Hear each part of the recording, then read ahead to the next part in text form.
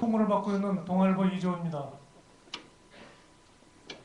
오늘 정동영 대통합민주신당 대통령 후보를 모시고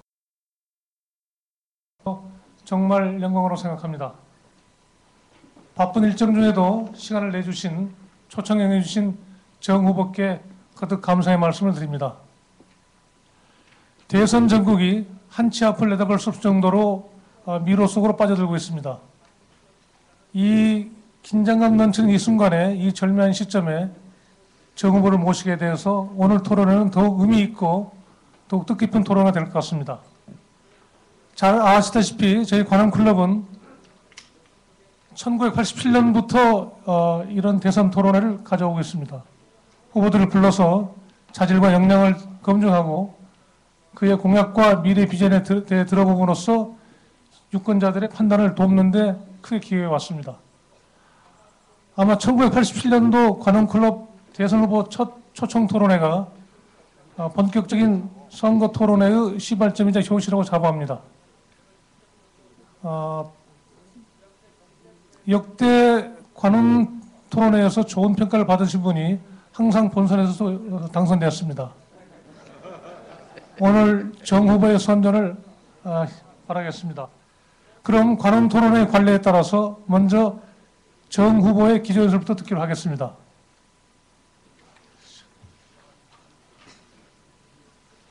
여러분, 정 후보에게 많은 박수 부탁드립니다.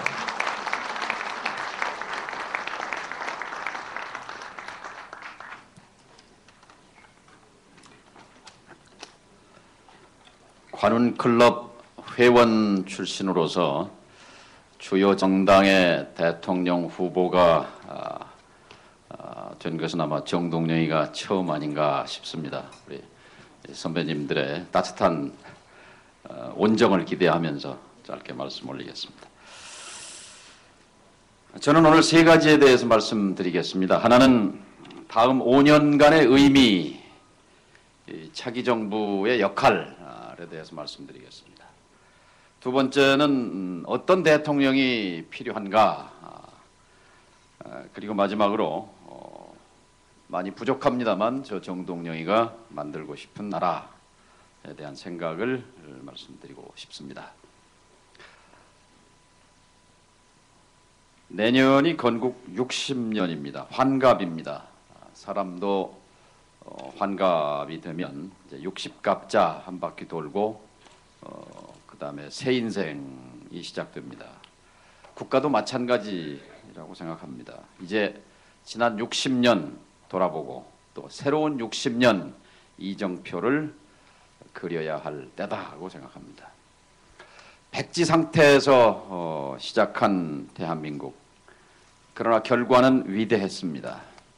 자본도 없고 기술도 없고 운명처럼 가난했던 그 황무지로부터 세계 11번째로 꼽히는 경제 대국, 또 선거 경험, 민주주의 경험 한 번도 없었던 우리 한민족, 대한민국, 아시아 유수의 민주주의를 피와 땀과 눈물로 정착시켰습니다. 감히 지난 60년 이끌어오신 우리 선배님들, 위대한 세대라고 부르겠습니다. 우리 대한민국 국민들의 위대한 승리의 시간이었습니다. 우리는 산업화 30년, 이제 민주화 10년, 이제 그것을 넘어서는 민주화 이후의 민주주의를 얘기하고 있습니다. 그 내용은 무엇으로 채워야 하는가를 고민하고 토론하고 있습니다. 그런데 모두가 열심히 일해 오늘에 이르렀지만 그 은연중에 여러 가지 적폐와 모순이 아직 득세하는 세상 여전하다고 생각합니다. 그리고 그 뒤에는 시장 만능주의, 그리고 경쟁의 열패자들의 그늘이 여전히 남아 있습니다. 따라서 다음 5년은 지난 60년의 성취를 돌아보면서 고칠 점 고치고 또 새로 만들 건 새로 만들어서 대한민국을 새롭게 태어나게 해야 할 때다, 이렇게 생각합니다. 제 나름대로 국민 가슴속에 있는 가치, 갈망, 그것은 가족의 행복이라고 파악합니다. 존경하는 관훈 클럽 회원 여러분, 국민 여러분, 저는 국가와 가족의 울타리를 튼튼히 하고 세계화, 양극화라는 조류 앞에서 개인의 불안을 덜어주는 것이 다음 대통령의 엄중한 책무라고 생각합니다. 대한민국 대통령은 4,800만 국민, 2,300만 북한 동포, 또 700만 해외 동포를 포함해서 모두 8천만 한결의 운명을 이끌어가는 장남 같은 존재라고 생각합니다. 그 자격 조건과 책임이 역사상 가장 무거운 대통령이 하나다고 생각합니다. 그러면 어떤 대통령이 필요한가? 제 생각으로는 우리 국민이 원하는 변화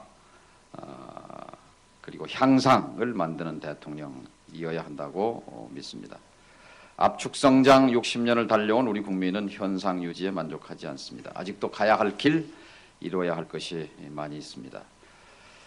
저는 다음 대통령 자격 요건으로 변화를 추동해낼 열정과 능력, 이를 극대화할 신뢰와 도덕성이 중요하다고 봅니다. 똑같은 물을 마셔도 뱀은 독을 만들고 젖소는 우유를 만듭니다. 똑같은 말을 해도 똑같은 계획을 얘기해도 그 결과는 크게 다릅니다. 요체는 도덕성이고 신뢰라고 생각합니다. 부패와 결탁된 투명하지 않은 지도자를 가진 나라의 선진국은 아직 못 봤습니다.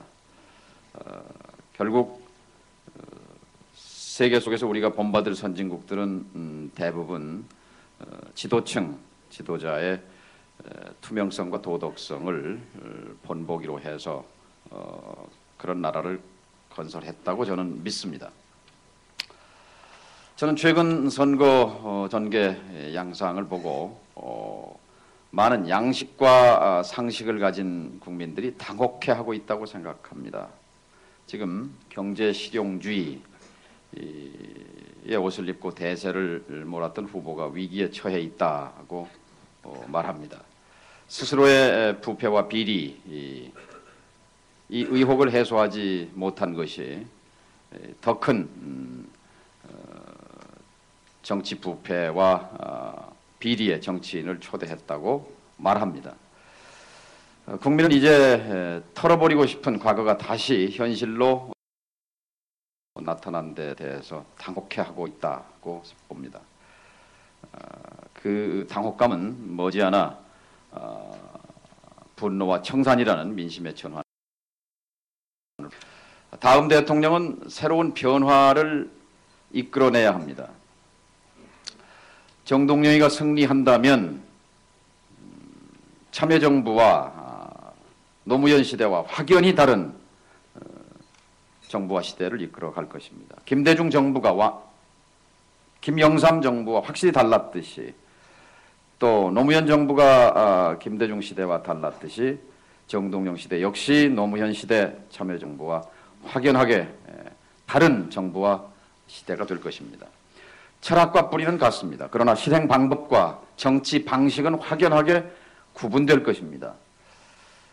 6주 뒤에 치러질 선거 정동영이가 승리하면 저는 정부의 이름을 미리 지어놓았습니다. 통합의 정부라고 명명할 것입니다. 그동안의 갈등과 분열, 편가르기로 생긴 상처를 치유하겠습니다. 포용과 통합의 시대를 열어가겠습니다. 탕탕평평의 시대를 열겠습니다. 인사탕평, 예산, 재정, 정책의 탕평 시대를 통해서 국민의 마음을 하나로 모으겠습니다. 그래서 국민이 원하는 변화를 이끌 원동력을 만들어내겠습니다. 관훈클럽 회원 선배님 여러분, 국민 여러분, 대통령의 책무의 핵심은 국민의 삶을 보살피는 것입니다. 잘 살아보세의 시대, 또 타는 목마름의 시대를 넘어서 이제 8천만 한민족의 높은 삶의 질을 함께 고민하고 이끌어가는 리더십이어야 합니다. 국민을 가족처럼 보살피고 가족 모두의 삶을 향상시키는 것이 대통령의 책무라고 생각합니다. 그러기 위해서 글로벌 스탠다드에 합당한 정치, 경제, 외교, 사회 문화를 이끌어 가야 합니다. 경제에 있어서 세계 기준에 부합되는 투명성 확보가 기요합니다. 부패, 비리, 비자금, 뒷돈 같은 커다란 불투명성과 관민접대, 관관접대, 민민접대, 최근 우리가 매체들을 통해서 접하는 이런 퇴행적이고 관행적 불투명성은 다음 정부에서 청산돼야 합니다. 지난 10년 부패 기득권 세력이 물려준 나라를 다시 태어나게 하고 한편으로 투명성 확보에 힘써왔지만 부족했습니다. 삼성의 최근 비자금 의혹 관련 2002년 대선 이후 그리고 사회 투명성 협약 이후 구조적 개혁이 이루어진 줄 알았지만 아직도 곳곳에 과거의 뿌리, 부패의 뿌리가 남아있음을 확인하면서 아연한 생각입니다. 우리나라의 부패지수, TI지수는 43위권입니다. 엊그제 WEF의 국가 경쟁력 지수는 11등이었는데 이 부패지수, 투명성 지수만 10위권 이내로 끌어올리면 한국도 이제 어깨를 펴는 그런 투명국가 반열에 올라갈 수 있을 것입니다. 서민 못 살고 서민에게 기회가 주어지지 않는 것과 관련해서 이것도 역시 사회 투명성과 관련이 있습니다. 불투명성은 강자에게 편리하고 특권층에게만 유리하기 때문입니다. 저는 내부 고발자 보호, 고발 범위의 확대, 차명거래에 대한 처벌 규정, 지금 차명 통장 만들어도 과태료 500만 원만 물면 그만입니다. 이것을 고치겠습니다. 고위공직자 부패 수사처 설치, 대통령 사면권을 부패 사범, 반인권 사범에 대해서는 사면권을 제한해야 한다고 생각합니다. 또 국가청렴위원회 만들어져 있는데 종이호랑입니다. 여기에 조사권 부여하겠습니다. 실질적인 국가 투명도를 이끌어가는 그 실체적 기구로 업그레이드 시키겠습니다. 제가 대통령이 되면 평생을 88만 원 세대로 살아갈지 모른다는 그런 걱정하고 있는 우리 20대 청년들에게 최근에 베스트셀러 중에 하나가 88만 원 세대라는 책입니다. 젊은 경제학자 두 분이 썼는데 제가 읽은 책 중에 가장 가슴이 아팠습니다. 젊은이들이 기회와 희망의 문을 열어갈 수 있도록 최우선적으로 노력하겠습니다. 또 지난주에 일산의 학원가를 방문했습니다.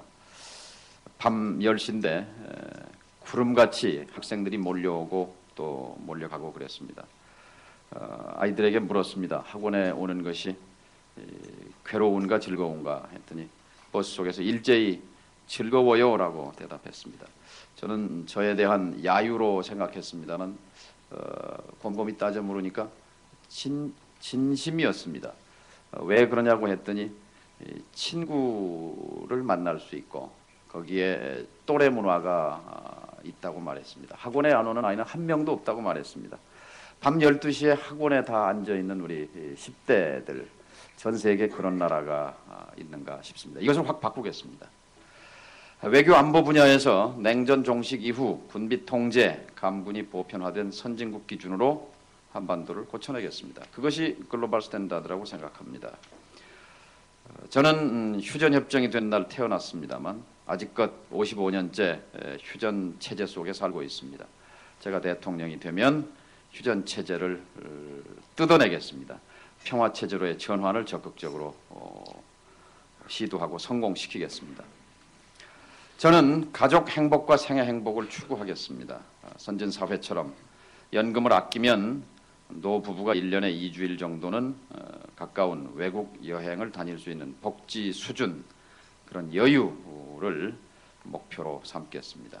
1가구 1주택, 1정규직 같은 근본 안정시책을 국가적으로 펴겠습니다.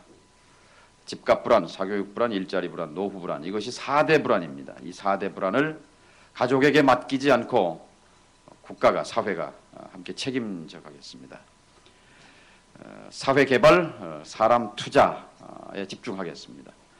영유아 무상 보육, 노후 건강보험의 확대 이르기까지 맞춤형 복지제도를 구축하겠습니다. 임신, 출산, 육아, 보육에서부터 고등학교 졸업 때까지 국가의 책임을 훨씬 더 강화하겠습니다.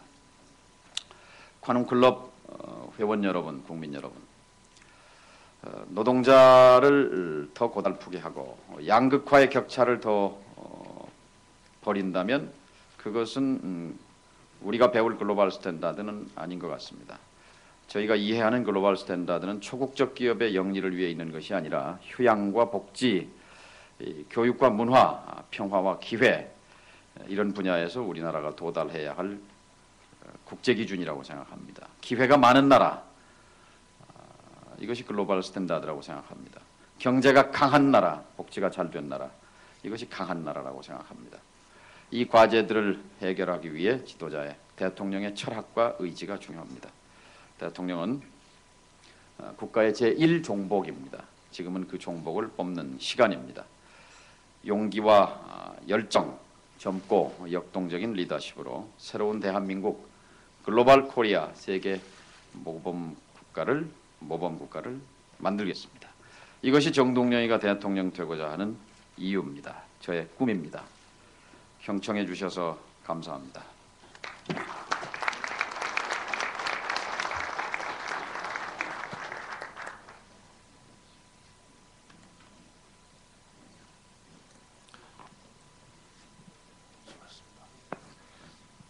정 후보의 좋은 말씀 감사합니다.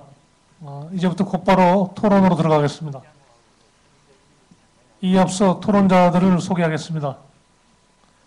여러분이 보시기에 맨 오른쪽이 손현덕 매일경제 경제부장입니다.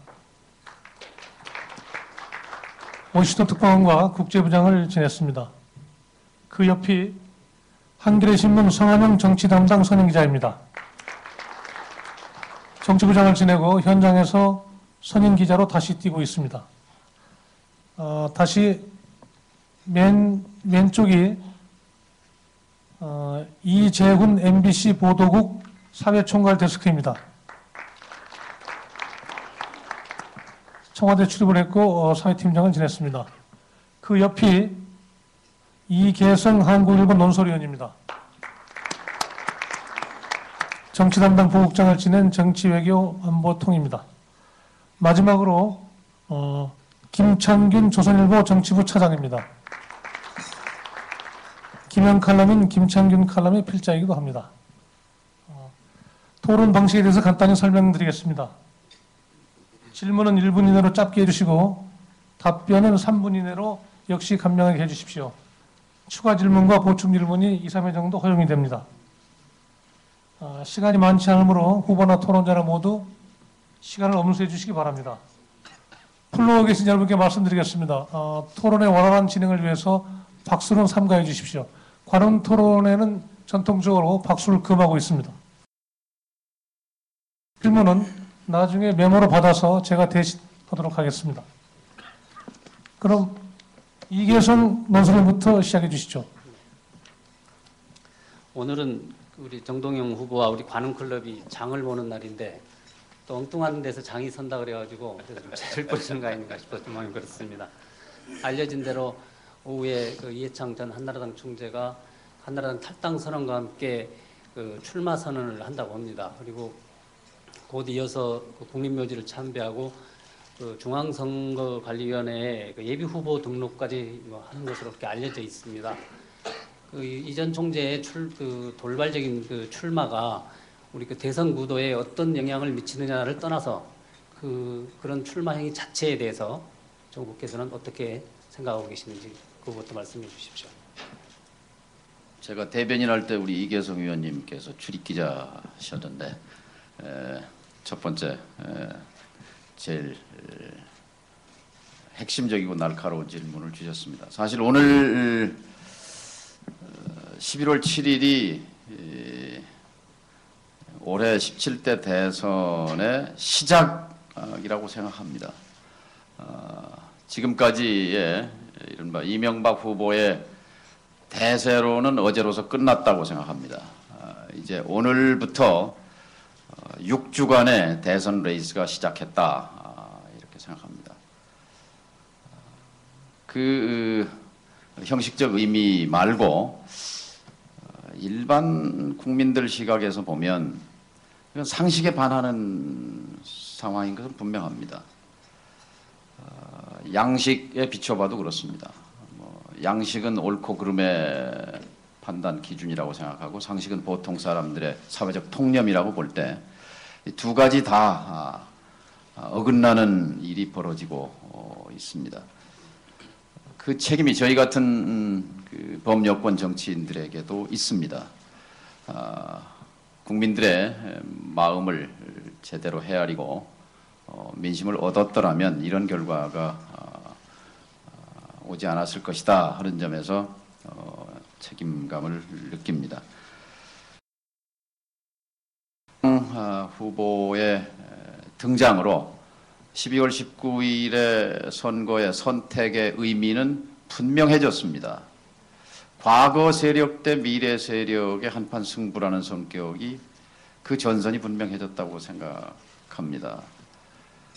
어쨌든 김대중 후보와 대결해서 국민의 심판을 받았고 그리고 노무현 후보와 대결해서 심판을 받았던 후보가 이번에는 다시 정동영을 상대로 대결하게 됐습니다. 김대중 후보 때 저는 대변인이었습니다. 노무현 후보 때 국민참여운동 본부장으로 이회창 후보를 꺾기 위해 앞장서 싸웠습니다. 이제 제가 후보가 돼서 다시 이회창 후보를 상대해야 하는 상황을 맞이하게 됐습니다. 어쨌든 민주주의의 퇴행이라고 생각합니다. 그러나 이회창 후보의 출마를 누가 막을 수 있겠습니까? 이회창 후보를 상대로 역사의 퇴행을 막기 위해서 분연히 싸워서 이기겠다 하는 각오를 말씀드립니다. 예, 제가 이어서 몇 가지 현실적인 질문을 좀 드리겠습니다. 대한민국 대통령이 어떻게 되느냐 명분도 중요하지만 되는 과정 자체가 중요하다고 생각을 합니다. 대선 구도가 지금 바뀌고 있는데요. 특이한 게 한나라당에서 여론조사 결과를 보면 1위, 2위를 차지하고 있고 정동영 후보께서는 3위로 좀 밀려나고 있는 흐름이 현재 대선 구도로 나타나고 있습니다. 이런 구도가 앞으로 6주 동안 계속 될 걸로 전망을 하시는지 아니면 어떤 변화가 있을 걸로 전망을 하시는지 말씀해 주십시오. 현대 선거에서 여론조사는 신입니다. 여론조사에 따라서 웃기도 하고 울기도 하고 또 정치인이 살았다 죽었다 하기도 합니다. 고정불변이라면 재미가 없겠죠. 오늘부터 시작이라고 제가 말씀을 드렸는데요.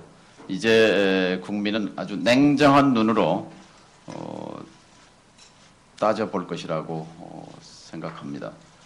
안타까운 것은 이 과정에서 이회창 총재 등장으로 정책이 실종되고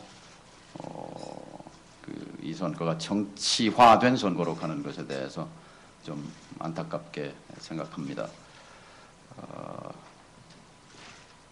1등하는 것이 목표입니다만 그러나 제가 미리 1등했으면 이회창 후보가 출마하시지 않았겠죠. 이제부터 시작이라고 생각합니다.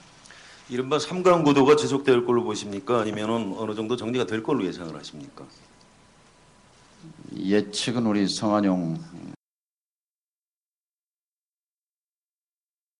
를 만들어내는 것이 저의 목표입니다. 그 이회창 후보하고 이명박 후보하고 지금 정동영 후보께서 둘 중에 한 사람하고 양강 구도를 이루어서 대통령 선거위를 맞을 것이다라고 이렇게 전망을 한다면 어느 분하고 맞서 싸우는 것이 좀 더 승산이 있다고 보십니까? 둘 다 자신 있습니다.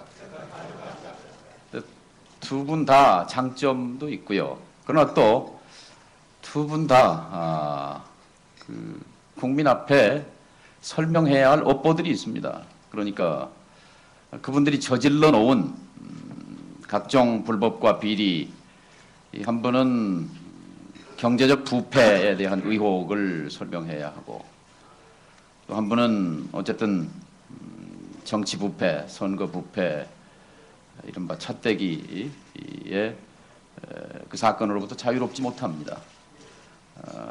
그것을 저울대에 놓고 달았을 때 어느 쪽이 더 무거운지 저는 현재로서는 잘 모르겠습니다만 국민 앞에 설명해야 할 거라고 생각합니다. 그렇기 때문에 두 분 중에 어느 분도 다 자신 있다 이렇게 생각합니다. 예, 한나라당이 분열하는 양상인데도 불구하고 정동영 후보께서는 지금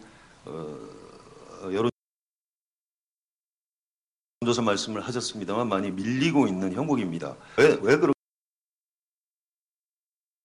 오늘이 시작이라고 말씀드렸잖아요.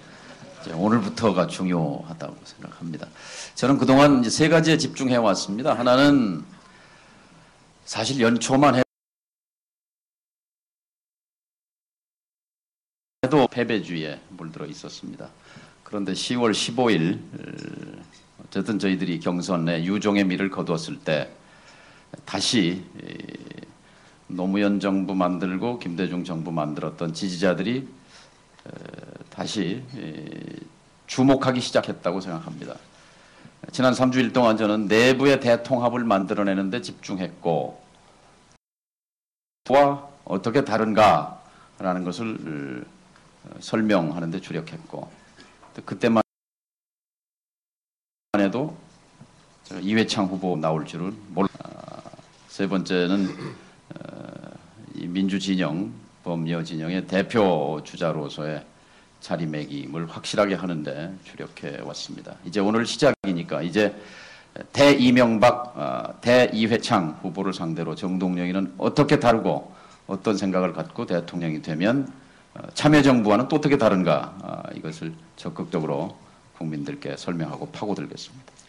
그 권역별로 정동영 후보를 지지하는 편차가 좀 있는 것 같습니다. 수도권을 여쭤보겠는데요. 지금 유권자의 40은 유권자들이 서울, 인천, 경기 수도권에 살고 있습니다. 여론조사 결과를 보면 영남하고 수도권이 정동영 후보에 대한 지지 비율이 좀 비슷하게 나타나고 있습니다. 좀 거칠게 표현하면 수도권 유권자들한테 별로 매력이 없는 후보다 이렇게 해석할 수 있는데 원인이 무엇이라고 보시고 대책은 어떻게 세우고 계십니까? 네, 수도권 유권자들에게 어필할 수 있도록 노력하겠습니다. 특히 젊은이들 20대, 30대 들이 지난 10년 전, 5년 전에 열정을 갖고 새 정부 창출의 원동력이 됐었는데요. 이번에는 그 동력이 많이 떨어진 것 같습니다.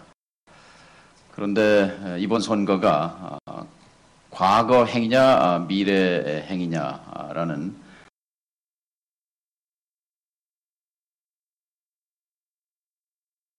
그런 선택에 과거형 리더십에 걸지는 않을 거라고 생각합니다.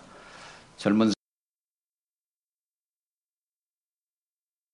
대한민국이 이제 그 눈앞에 아주 그 사소한 지연 말단적인 이런 현안에 매몰 파묻히지 말고 좀 세계 중심으로 나가라, 세계로 나가라, 글로벌 리더십을 원한다고 생각합니다. 그런 것들이 저의 설득 포인트라고 할까요? 예. 예, 보충 질문 하나만 더 드리겠습니다. 그 지역별로 몰표가 나오는 현상이 좀 완화될 것이다 이런 전망도 있고요. 그렇지 않을 것이다 이런 전망도 있습니다. 호남에서 97년에 김대중 대통령이 받았던 득표율이 있고 2002년에 노무현 대통령이 받았던 득표율이 있습니다. 상당히 압도적인 지지를 보냈는데요.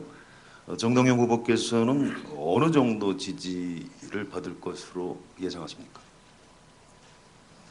저는 국민이 정치인을 앞서간다고 생각합니다. 일부 정치인들은 늘 이제 지역을 중심으로 출발합니다. 계산을. 10년 전에 비해서 5년 전은 한 걸음 진화했습니다. 2007년은 또 달라질 것입니다. 저는 부산에서 노무현 후보가 얻었던 29%보다 더 얻을 자신이 있습니다. 저는 호남 출신 대통령 후보입니다만 부산, 경남에 또 울산에 또 대구, 경북에 호소할 수 있는 근거가 있습니다. 또 우리 국민은 준비되어 있다고 생각합니다. 지긋 지역주의의 굴레로부터 벗어나고 싶은 그런 열망을 양식과 상식을 가진 유권자들이 갖고 있고 앞서 있기 때문에 저 정동영이가 그 일을 10년 전에 김대중 후보가 못 넘었던 그 지역의 장벽을 노무현 후보가 다 못 넘었던 그 벽을 정동영이가 넘어보고 싶습니다. 예, 정 후보께서 5일날 제안하신 반부패 미래사회 연석회의에 대해서 여쭙겠습니다. 대선이 코앞에 있는 시점인 만큼 결국 후보 단일화 문제일 것 같습니다. 먼저 일정에 대해서 여쭙겠습니다. 이 후보 단일화의 그 데드라인은 어떻게 됩니까? 지금 후보 등록 일자가 18일 남았는데 그 이전까지 맞춰야 합니까? 아니면 그 이후도 가능합니까? 5년 전에 11월 25일 후보 등록 전날 노무현 정몽준 후보 단일화가 성사가 됐습니다. 그렇다 하더라도 17일밖에 안 남았습니다. 당내에 비공식 TF를 만들었습니다. 대화 채널 가동하고 있습니다. 가능하면 등록 전에 범여 후보 통합, 단일화와 통합이라는 말이 이제 섞여 쓰이는데요. 단일화는 후보끼리의 협력이고 통합은 지지 세력이 함께하는 그런 의미에서 조금 넓다고 볼 수 있겠습니다. 17일이 남아있는 시간 속에 범여 후보 통합을 만들어낼 작정입니다. 그날 제안을 하시면서 그 대상으로 신당과 민주당, 민주노동당, 창조한국당 그리고 시민사회단체를 꼽으셨는데 한꺼번에 할 수 있겠지만 만약 순서를 꼽는다면 여기 말씀하신 순서가 되겠습니까? 어떻습니까? 민주당, 민주노동당, 창조한국당 순서입니까? 그 부분은 반부패 미래사회 연석회의 대상이죠. 지금 후보 통합 대상과는 다른 겁니다. 예. 언론에서는 이제 그 연석회의가 이른바 후보 통합의 전초전 아니냐 이렇게 분석합니다만 뭐 직간접으로 영향은 있을 수 있습니다만 성격이 다른 얘기죠. 민주노동당과도 그 정책을 공유하는 그 후보 통합 세력 통합 내지는 후보 단일화가 가능합니까? 어떻습니까? 그것은 다른 얘기입니다. 민주당, 창조한국당 그리고 대통합민주신당이 우선 후보 통합의 대상이 될 것입니다. 지금까지 그렇게 말해 왔습니다. 결국 후보 단일화를 어떤 방식으로 하는 문제가 가장 난제가 될 것 같은데요.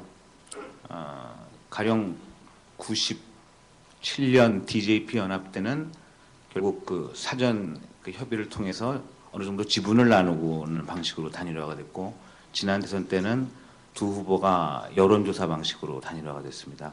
어떤 방식에 가깝게 진행되겠습니까? 그건 비밀인데요.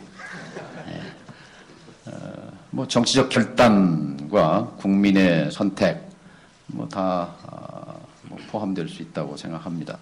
상대가 있는 문제이기 때문에 우선은 뭐 서로 원칙과 그 방향에 대한 공감을 확인하는 수준에 있습니다. 조금 더 지켜봐 주시면 뭐 설명할 내용이 있을 때 자세히 설명을 올리겠습니다. 네, 아까 그 여론조사가 시지라는 말씀도 하셨습니다만은 현실적으로 후보 단일화를 하기 위해서는 그 여론조사밖에 없지 않느냐 이런 견해도 만만치 않은데 그 가능성은 배제하지 않고 계십니까? 뭐 현실적으로 뭐 다 생각할 수 있겠죠. 그런데 5년 전에는 감동이 있었습니다만 또 뭐 이번에 그런 방식이 어떤 신선한 무슨 감동을 줄 것까지는 같지는 않다는데 이제 고민이 있는 것이죠. 그 부분은 앞으로 본격적으로 고민할 부분입니다. 네, 현 정부 특히 노무현 대통령과의 관계에 대해서 질문드리겠습니다. 노무현 정부에서 통일부 장관 지내셨고 NS 의장 지내셨고 누구보다도 참여정부의 공과 과에 책임을 져야 한다는 지적이 있습니다. 이와 관련해서 현재 그 정동영 후보의 지지율이 정체되고 있는 가장 큰 이유가 반노무현 정서, 다시 말해서 노 대통령이 싫기 때문에 정 후보도 싫다, 현 정권이 싫기 때문에 정동영도 싫다, 이런 정서 때문이라는 분석이 많습니다. 일단 동의하시는지 묻고 싶고요. 아울러서 그 노 대통령과 앞으로 적절한 대립각을 더 유지하거나 더 대립각을 벌리는 것이 지지율 향상에 도움이 된다고 생각하시는지 듣고 싶습니다. 우선 노무현 대통령은 이번 12월에 출마하지 않지 않습니까? 결국 이명박 후보, 이회창 후보와 정동영이가 싸우는 것이죠. 이제 노 대통령께서는 남아있는 시간 동안 국정 마무리에 전념하셔야 되고 또 대통합민주신당은 원내 일당으로서 그 국정을 잘 마무리 지으시도록 도울 책임이 있다고 생각합니다. 저는 참여정부의 책임으로부터 도망칠 생각이 없습니다. 저도 책임을 공유합니다. 그러나 정동영에게 기회가 주어진다면, 제가 승리한다면 노무현 정부와는 완전히 다른 정부, 다른 정신, 다른 태제를 가지고 정부를 조직하고 또 운영할 것입니다. 모두의 김대중 정부가 김영삼 정부와 확연하게 달랐듯이 노무현 정부도 김대중 정부와 달랐습니다. 그런 점에서 철학과 뿌리, 역사성은 공유하지만 그러나 국민이 원하는 시대 정신을 담아서 새로운 정부를 창출하고자 하는 것입니다. 현 정부 주역의 한 사람으로서 가장 잘못했다, 가장 유감스럽다 생각하시는 부분은 어떤 것입니까? 역시 진위계수, 소득 불평등도가 벌어진 것입니다. 그러니까 먹고 살기 힘들다는 서민들의 아우성은 통계적 뒷받침이 있습니다. 그러니까 5분위 소득도 벌어졌고요. 그리고 돈이 돌지 않지 않습니까? 그리고 부동산으로 해서 불로소득이 작년에만 250조나 발생했는데 이런 등등이 서민들의 생활에 박탈감, 심리적 박탈감을 줬고 실제 어려움을 과거 10년 전에 IMF 초래 직전에 펀더멘탈, 이 기초가 튼튼하다, 거시 지표 이런 걸 들이댔던 것처럼 참여정부도 그런 과오가 있었지 않은가 싶습니다. 주가지수, 수출, GDP 이런 지표와 먹고 사는 문제와는 사실 그건 먼 얘기입니다. 서민들 입장에서 보면 이런 것들을 좀 더 현장에 서서 좀 더 섬세하게 보살피지 못한 데 대해서 안타까움이 있습니다. 이제 그럼 좀 한 가지만 좀 보충 질문드리겠습니다. 네. 예, 조금 전에 말씀하시면서 당선되신다면 노무현 정부와 다른 태제, 다른 방식으로 하시겠다 말씀하셨는데 방식에 대해서는 좀 말씀을 해오신 것 같은데 다른 태제라고 하는 거는 좀 구체적으로 어떻게 됩니까? 6주 뒤에 제가 당선되면 다음 날 새 정부의 이름을 통합의 정부라고 명명하겠습니다. 그 통합의 정부의 사명은 상처의 치유, 갈등의 치유, 그래서 계층 통합과 지역 통합을 밀고 가겠습니다. 그 바탕 위에서 국민적 남남 통합을 바탕으로 내부적 동의로 힘을 모아서 남북 경제 통합을 힘있게 밀고 가겠습니다. 평화협정 시대를 앞당기겠습니다. 그리고 그 과정에서 발생하는 도덕적, 정치적 리더십을 가지고 동북아의 통합의 리더십을 발휘하겠습니다. 물론 참여정부도 처음 국민통합이라는 기치를 내걸었습니다만 그러나 지난 5년을 돌이켜볼 때 그 초기에 내걸었던 기치와 목표에 부합하지 못했음을 인정합니다. 그것이 핵심입니다. 이제 방향을 좀 틀어서요. 이제 공약에 대해서 질문을 드리겠습니다. 정부께서는 그 가족 행복 시대라는 그 슬로건을 내걸었는데 이명박 한나라당 후보의 국민 성공 시대와 대비가 되는 것 같습니다. 그런데 얼마 전 문화일보에서 후보 이름을 가리고 거기에 대한 선호도 조사를 해봤는데 아마 한 5%포인트 정도 차로 앞서는 걸로 그렇게 나왔습니다. 일단 그 슬로건에 관한 한 확실하게 이명박 후보에 대해서 앞서셨는데, 그런데 막상 그 가족 행복 시대를 가져올 공약을 보면은 눈에 확 들어오는 게 없습니다. 그러니까 2002년 대선 때 노무현 후보의 행정수도 이전이나 또 현재 한나라당 이명박 후보의 어떤 적절성과 상관없이 한반도 대운하 건설과 같은 그런 공약에 견줄 만한 그런 대표 공약을 무엇을 내세울 계획이십니까? 눈에 확 들어오는 것이 일견 보기는 좋지만 부담이 큽니다. 그리고 이제 한국 사회는 그렇게 어느 순간에 급격히 180도 유턴하거나 오른쪽으로 꺾거나 왼쪽으로 꺾거나 저는 그러기에는 덩치도 크고 대단히 복합성이 커져 있는 그런 경제사회적 구조를 갖고 있습니다. 따라서 가족 행복 시대를 구현하는 것은 무슨 대운하다, 무슨 행정수도다 이런 것이 아니고, 저는 국민의 가슴 속에서 원하는 문제를 가렵고 막혀 있는 부분을 뚫어가는 데서부터 시작해야 한다고 봅니다. 크게 말씀드리면 4대 불안, 이것을 대통령 어젠다로 설정하겠습니다.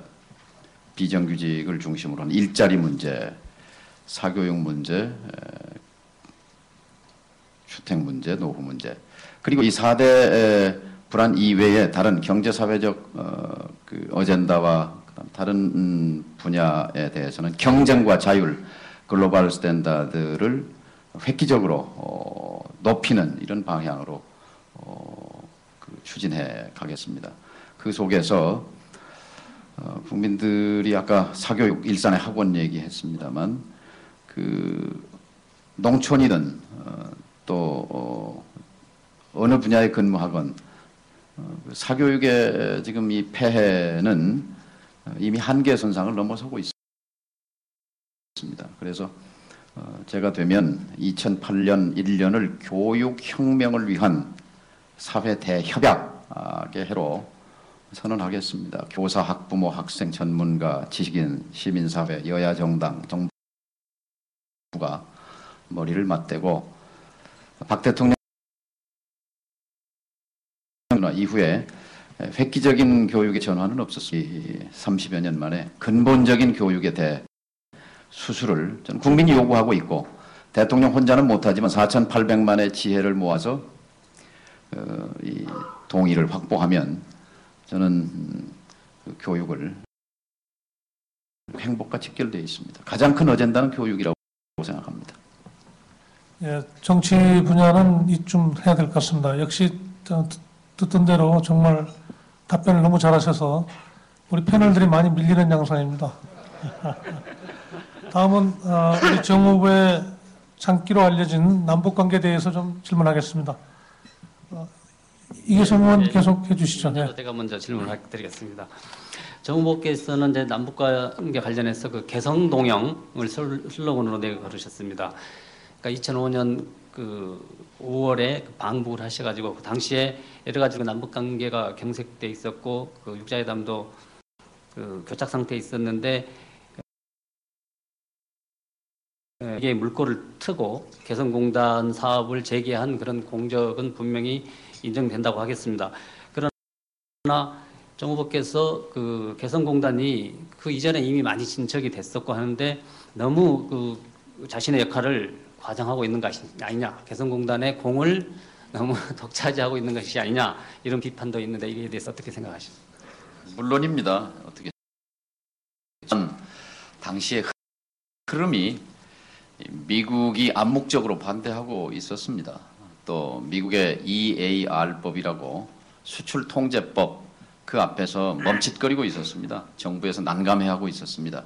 정치인 출신 장관이 아니었다면, 그래도 집권 여당의 당의장 출신 장관이 아니었다면 저는 그것을 힘있게 밀어붙이기가 쉽지 않았고, 실제 제가 미국에 날아가서 네오콘의 수장 맏형격이었던 럼스펠드 장관과의談판이 저는 결정적이었다고 생각합니다. 럼스펠드 장관이 개성공단을 이해했고 그것을 부시 대통령에게 보고했고, 거기서 개성공단이 갈 수 있게 됐습니다. 그것은 그때 롤리스 차관보가 나중에 워싱턴 특파원들한테 그 백그라운드 설명을 한 적도 있습니다. 그래서 개성공단을 다만 지금 생각해 보니까 그때 뚫지 않았으면 그 뒤에 더 어려워졌거든요. 핵 문제니 뭐니. 그럼 지금도 설계도 상태로 있을 텐데, 그래도 눈에 보이는, 손에 잡히는 그 물건으로 공장으로 만들어낸 것이 의미가 있다. 근데 많이 좀 부족하지요. 왜냐하면 정주영 회장이 통 크게 설계한 것은 제가 지금 그 밀고 가서 또 그 후임 장관들이 추진한 건 5만 평이거든요. 그러면 2천만 분의 5만이니까 400분의 1 만들어 놓은 거거든요. 2000년에 합의한 건데 7년, 이제 8년째 접어드는데 400분의 1 해놓고 개성공단 자랑하고 있으니까 좀 답답하게 생각하지요. 그 개성공단이 이 남북 경제에 굉장한 어떤 기여를 할 것이라는 그 기대가 많았지만은 현실적으로 볼 때 그게 지금 바로 그 피부로 좀 느껴지지 않고 있거든요. 그리고 지금 뭐 16개, 그 2006년 기준으로 해서 16개 사가 들어가 있는데 뭐 13개 사가 2년 연속 적자를 기록했다는지, 또 적자액이 많아서 그 자본금 잠식 상태에 빠진 기업도 있고 해서, 그리고 북한 입장 금방 말씀하셨지만 북한으로서도 개성공단 실적이 없다 해서 불만스러워하고 있고,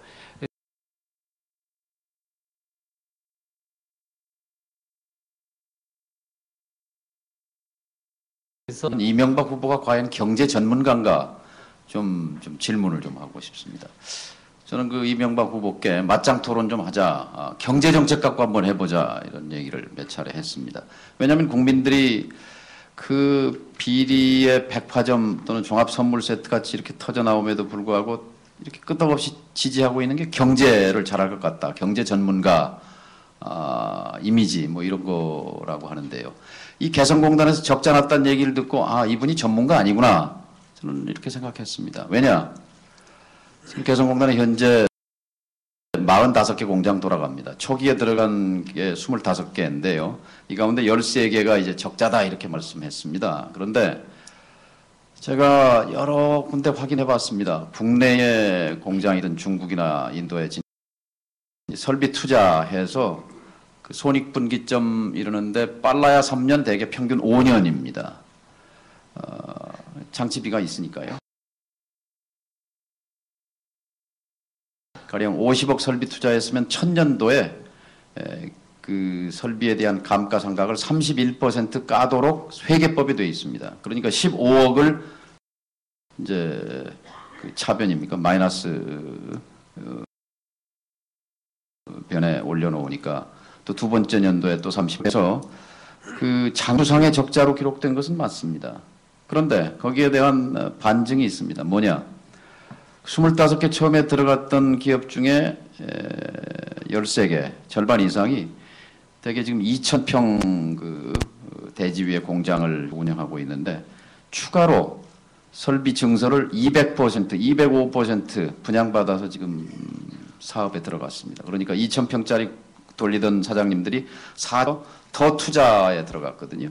지난 10년, 20년 사이에 남쪽에서 공장 지은 분 중에 2년 만에 공장 설비를 2배, 3배 확장하겠다고 결심한 공장을 저는 들어보지 못했습니다. 중국에 진출한 기업도 마찬가지입니다.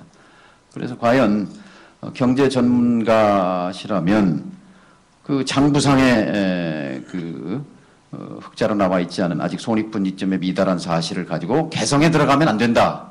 이렇게 논리의 비약을 하고 있는 데 대해서 저는 좀 이명박 후보의 답변을 듣고 싶습니다.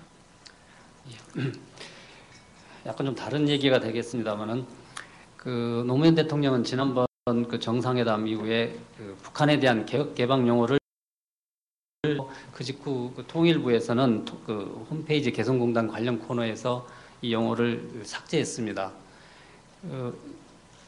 북한을 개혁 개방으로 유도하지 않는다면은 앞으로 남북 관계에도 별 비전이 없다고 보여지는데 이 부분에 대해서는 어떻게 생각을 하십니까? 저는 노 대통령과 생각이 좀 다릅니다. 저는 김정일 위원장에게 설명했어야 한다고 생각합니다. 개혁 개방은 이미 보편화된 가치 중립적 용어입니다. 중국이 수시로 사용하는 개념이고 베트남도 쓰고 있습니다.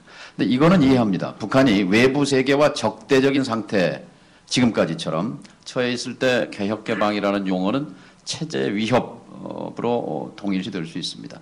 그러나 이 조건이 지금 근본적으로 변화하고 있습니다. 미국과 북한이 지난 60년의 적대와 증오와 대립으로부터 뉴 프렌드, 새로운 친구의 시대로 가자라는 약속을 하기에까지 이런 것 아닙니까? 그러니까 이렇게 북한과 한반도를 둘러싼 구조적 변화, 이 근본적 질서의 변화를 전제로 한다면 앞으로 북한의 생존과 발전을 위해서 개혁 개방은 수단입니다.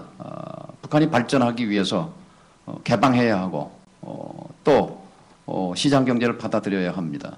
저는 김정일 위원장은 그런 점에서는 마음속에 준비를 하고 있다고 생각합니다. 왜냐하면 작년 1월 달에 심천, 주해, 무한, 상해를 보름 동안 스타디 투어, 학습 쭉 그 투어를 김정일 위원장이 했습니다.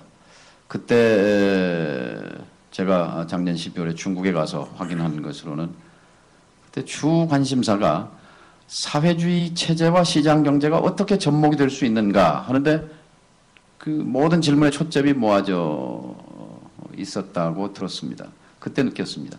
그리고 돌아가서 한 2달 뒤에 군 장성을 포함한 30여 명의 대규모 고찰단을 그 본인이 쭉 그 돌았던 곳을 그대로 따라 돌면서 학습을 하게 한 뭐 이런 사례 같은 것이 실질적으로는 개혁 개방이라는 말에 대해서 거부감을 표시하지만 그러나 불가피하게 이제 북미 간의 적대 관계가 정산이 되고 또 이 한반도의 질서가 재편이 되면 개혁 개방의 길을 갈 수밖에 없다고 내부적으로도 받아들이고 있는 것 아닌가 저는 그렇게 생각합니다. 그렇기 때문에 북에 대해서 이 개혁 개방이 북의 체제를 무너뜨리는 것이 아니라 제2의 베트남, 아시아에서 공산주의 국가들은 다 시장경제 전환에 성공했습니다. 제3의 세 번째, 아시아에서 세 번째로 시장경제 전환에 성공한 나라로 만들기 위해서 그 개혁 개방을 제가 대통령이 되면 적극적으로 지원하겠습니다. 예, 제가 짧게 보충 질문하겠습니다. 이 김정일 위원장 얘기를 언급하셨는데 이 만나보시니까 김정일 위원장을 어떤 지도자로 이렇게 평가하시는지 듣고 싶습니다. 한나라당 후보가 김정일 위원장을 실패한 지도자다 이렇게 못 박은 것을 보고 저는 충격을 받았습니다. 왜냐하면 어쨌든 다음 대통령은 김정일 위원장을 상대해야 합니다.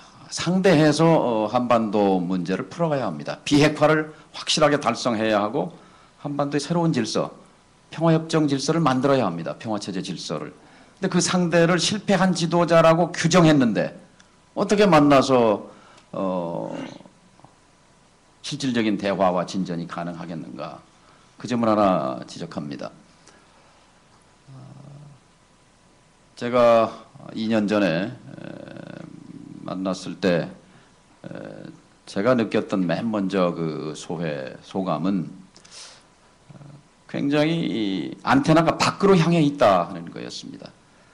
워싱턴에 맞춰져 있었습니다. 서울에 맞춰져 있었습니다. 북경에 맞춰져 있었습니다. 모스크바와 도쿄에 맞춰져 있었습니다. 즉 이 국제 정치의 흐름이 자신들의 운명에 직간접으로 영향을 미치고 있다는 것, 직결돼 있다는 것을 잘 이해하고 있다 하는 인상을 받았습니다. 그리고 말이 통한다, 대화가 된다 하는 생각이 많이 안도했습니다. 제가 수용했습니다. 또 그것이 본인의 생각과 다르다고 생각하면 분명히 반대한다는 명시적 반대 이사를 분명히 했습니다. 어쨌든 그 5시간의 대화 결과로 1년 이상 교착 표류 상태에 있던 육자회담이 재개됐습니다. 그 합의한 것을 이행한 것이지요. 정상회담에 합의했습니다. 그리고 한반도의 비핵화에 대한 최상급 표현, 아버지의 유언이다. 핵무기를 하나도 가질 이유가 없다. 초강대국이 북한을 압살하려고 하지 않는다는 그런 신뢰만 생긴다면 다 와서 보라고 하겠다. 다 포기하겠다. 폐기하겠다고 한 약속. 저는 그 연장 속에 지금 최근의 국면이 전개되고 있다고 생각합니다. 2005년 6.17 면담의 합의 내용을 가지고 석 달 뒤 9.19 공동성명이 만들어진 것입니다. 그러니까 9.19 성명은 차기 대통령이 시공해야 할 기초설계도입니다. 이 기초설계도를 지난번 2차 정상회담에서 조금 더 구체화시킨 것이지요. 그런데 지금 한나라당과 한나라당 후보는 이 설계도를 인정할지 말지, 이 설계도에 따라서 시공을 할지 말지 아직 결정하지 않았다 이렇게 말하고 있습니다. 그럼 다시 설계도를 만들든지 이렇게 다시 대화를 시작해야 할 텐데, 저는 그런 점에서 소위 냉전적 그 수구 정권이 다시 들어서게 되면 역사의 시간을 낭비한다는 그런 안타까움을 갖고 있습니다. 9.19 2차 정상회담 그리고 3차 정상회담과 함께 북미 수교, 비핵화, 한반도 평화체제 이렇게 해서 새로운 신천지, 새로운 세상을 열어가는 것이 차기 대통령의 역사적 책무라고 생각합니다. 북한 핵 문제에 대해서 여쭙겠습니다. 김정일 위원장은 핵 프로그램 포기라는 전략적 결단을 내렸다고 판단하십니까? 북핵 문제는 이제 비핵화에 돌이킬 수 없는 궤도로 들어섰다고 판단하십니까? 아니면 아직도 불확실성이 남아있다고 생각하십니까? 아직도 불확실합니다.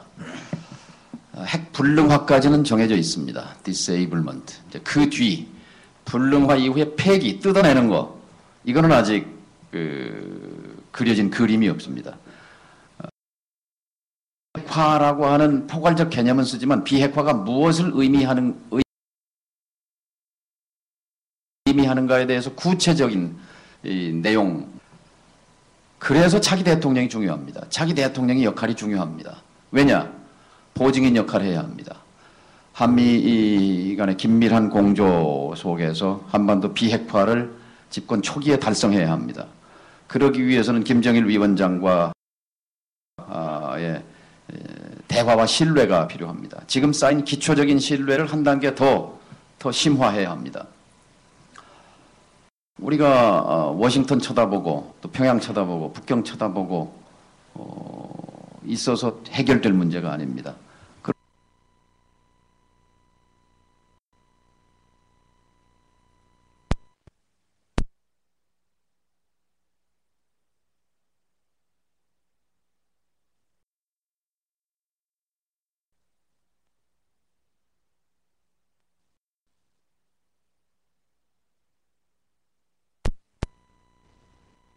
끝나는 날 휴전협정일에 태어나서 지금까지 휴전체제 속에 살고 있는데요. 이제 휴전체제를 평화체제로 바꿔내는 것은 미국의 몫이 아닙니다. 미국과 함께 한국 대통령이 앞장서서 그 이니셔티브를 발휘해야 할, 리더십을 발휘해야 할 그런 주제라고 생각합니다. 저는 다음 정권의 성격에 따라서 5년 넘게 더 천연 지연되느냐 아니면 그 시간을 단축할 수 있느냐 다음 대통령에게 달려 있다고 생각합니다. 방금 말씀하신 그 평화체제 협정 문제와 종전선언 문제를 놓고 한미 간에 약간의 입장 차이가 있는 것 같습니다. 노무현 정부는 평화체제와 종전선언을 일단 분리를 해서 종전선언이 평화체제에 가기 위한 첫발걸이 될 수 있다라고 얘기하는 반면에 미국 정부는 그 두 가지는 분리될 수가 없는 것이다라는 입장인 것 같습니다. 어떻게 생각하십니까? 한미 간에 충분히 조율할 수 있다고 생각합니다. 이건 역시 바로 긴밀한 한미 공조, 이 핵불능화 12월 말까지 이제 불능화하도록 되어 있는 그 다음 단계 그 북미 대화 이제 이런 것에 영향을 받게 되는데요. 저는 병행해서 가야 된다고 생각합니다. 서해 북방 한계선 NLL 문제에 대해 질문드리겠습니다. 이 문제를 둘러싸고 우리 사회 논란이 상당히 지금 거세지고 있는데요. 정상회담 합의에 따라서 서해 평화협력특별지대가 설치되면 NLL이 사실상 무력화될 거라 이런 예측이 나오고 있습니다. 참고로 한나라당 이명박 후보는 NLL과 관련해서 우리의 주권이 미치는 실질적인 영토, 해상 경계선이다. NLL을 무력화하는 시도에 대해서는 단호히 대처하겠다. 이렇게 최근에 입장을 밝힌 바 있습니다. 정 후보께서는 NLL을 어떻게 생각하십니까? NLL을 재설정해야 된다고 생각하십니까? 여기서 낡은 사고와 새로운 사고가 부딪힙니다. 세계적으로 땅 위의 경계선, 영토선은 분명합니다. 그러나 바다의 경계선은 없습니다. 바다는 영해로 구분될 뿐입니다. NLL을 지난 54년 그 개념으로부터 이제 바다의 개성공단 모델로 바꾸는 것이 핵심입니다. 동서회랑, 동쪽과 서쪽의 고속도로가 되면서 긴장의 수준이 현저하게 낮아졌습니다. 그러니까 저녁이 되면 그 철문이 닫히고 남북 양쪽의 군인들이 총구를 서로 겨누지만 새벽이 되면 문을 열고 오늘 아침에도 700대 차량이 동쪽 회랑을 통해 서쪽 회랑을 통해서 개성공단으로 들어갔습니다. 긴장의 수준이 현저히 떨어졌습니다. 서해상에서는 지난 두 번 99년, 2002년 전쟁 날 뻔했지 않습니까? 긴장을 떨어뜨리는 것, 이 평화의 바다로 만드는 것이 목적입니다. NLL이 영토냐 아니냐 하는 것은 소모적이고 무익한 논쟁입니다. NLL은 53년도에 유엔군 사령관이 유엔군 전투기와 유엔군 전함 함대가 올라가지 못하도록 금지한 북상 한계선이었습니다. 그것을 20-30년 동안 북쪽도 그냥 받아들였고 92년도에 남북기본합의서에서 남북 간의 해상 경계선을 획정할 때까지 기존 관할 수역을 그대로 관할한다. 이렇게 합의해서 지금 이루고 있거든요. 그런데 그 속에서 두 번 충돌이 있었습니다. 지금 우리의 목표는 서해 그 긴장의 바다를 대결의 바다를 바다의 개성공단으로 만들어서 개성은 6.25 전에는 남쪽 땅이었습니다. 6.25 끝나고 북쪽 땅이었습니다. 북쪽이 남쪽에게 2천만 평을 내줬습니다. 그러면서 긴장이 떨어지고 평화경제지역이 되고 있지 않습니까? 바로 그렇게 가고자 하는 것이 제 생각입니다. 관련해서 보충 질문 드리겠는데요. 1996년입니다. 그 김영삼 정권 당시에 그 북한 경비장이 NLL 5km 넘어온 사건이 있었습니다. 그 당시 국회 대정부 질문에서 천육택 의원이 국방부의 대응이 왜 미흡했느냐 하니까 당시 이양호 국방장관이 NLL은 북한이 넘어와도 정전협정과는 무관하다. 이렇게 답변을 했고요. 당시 그 국민회의 대변인이었던 정동영 후보께서 이양호 장관의 발언은 안보를 위태롭게 하는 중대 사태다. 이양호 장관을 파면해라. 이렇게 정부에 촉구한 바 있습니다. 당시 입장과 지금 입장이 변한 것인지 답변해 주십시오.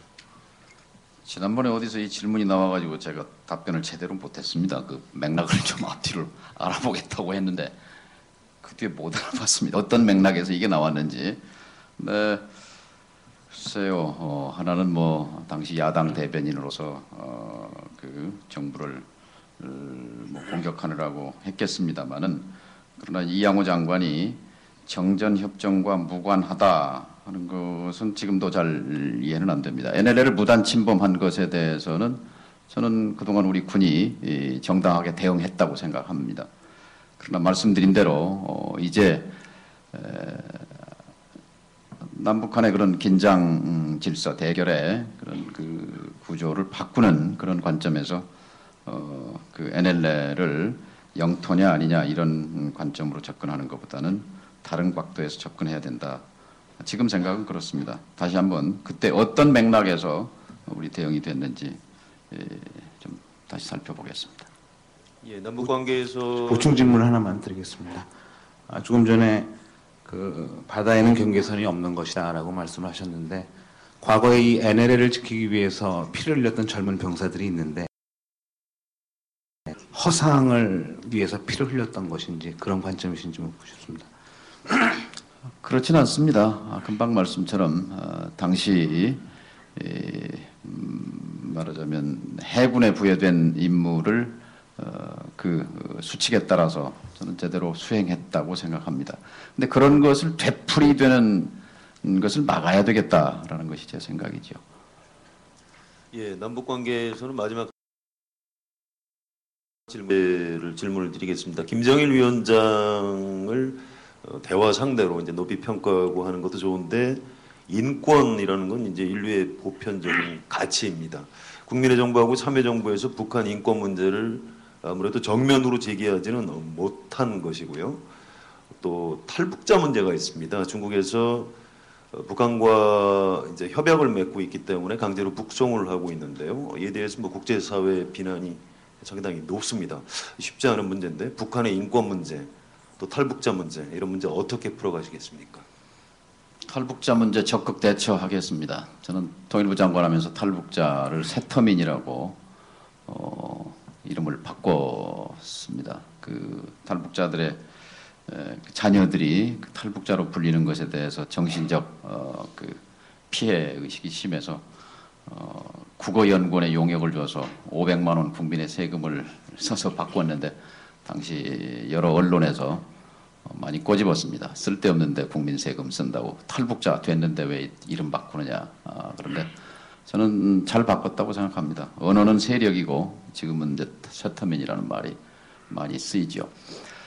북한의 실질적 인권 개선은 중국 모델로 가야 된다고 봅니다. 중국이 북미 관계, 중미 관계, 미중 관계 정상화와 국제사회에 나오기 이전, 이후와 이전에 중국의 인권은 천양지차가 있습니다.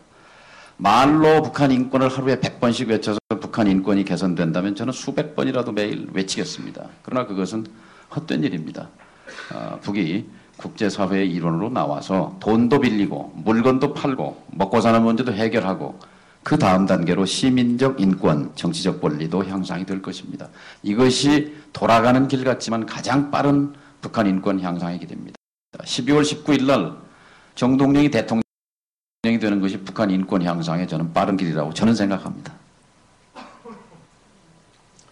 예, 역시 남북 문제에 대해서는 그 좌우 또는 보역 간의 생각이 날 그렇게 충돌하는 부분 같습니다.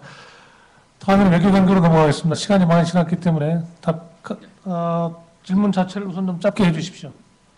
김창균 소장 시작하시죠. 예, 정 후보께서 지난 10월 24일 의원총회에서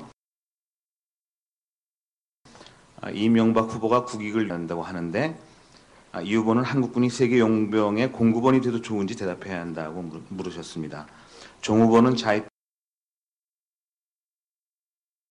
전혀 그렇지 않습니다. 참 오해라는 게 무섭다. 또 말이라는 게 무섭다 생각합니다. 우선 구주의했음을 인정합니다. 어떤 경우에도 그런 오해 빌미를 제공한 것은 제 책임이고 앞으로 더 신중하겠습니다. 저는 이명박 후보에게 물은 것입니다. 저는 이제 국군의 헌법상 존재 이유가 국가안전보장, 국토방위, 국제평화입니다. 그런데 이명박 후보가 자원외교를 위해서, 공사수주를 위해서 주둔을 연장해야 한다는 발상에 대해서 그것은 헌법의 국군의 존재 이유와 반하는 것이다 그 과정에서 이명박 후보에게 용병도 좋다는 말이냐라는 그런 질문을 한 것입니다만, 어쨌든 그런 용어 자체를 입에 올린 것에 대해서 부적절하다고 생각합니다. 근데 저는 바로 공사 수준을 위해서도 철수해야 된다, 철군해야 된다고 생각합니다. 왜냐하면 중동 국가들이 다 원하거든요. 한국군이 1,300명이 쿠르드 지역에 남아 있다는 것이 저는 공사 수주에 오히려 부담이 된다. 국익을 위해서 그런 점에서도 한다. 또 무엇보다도 국민과의 약속을 그렇게 가볍게 여기면 안 됩니다.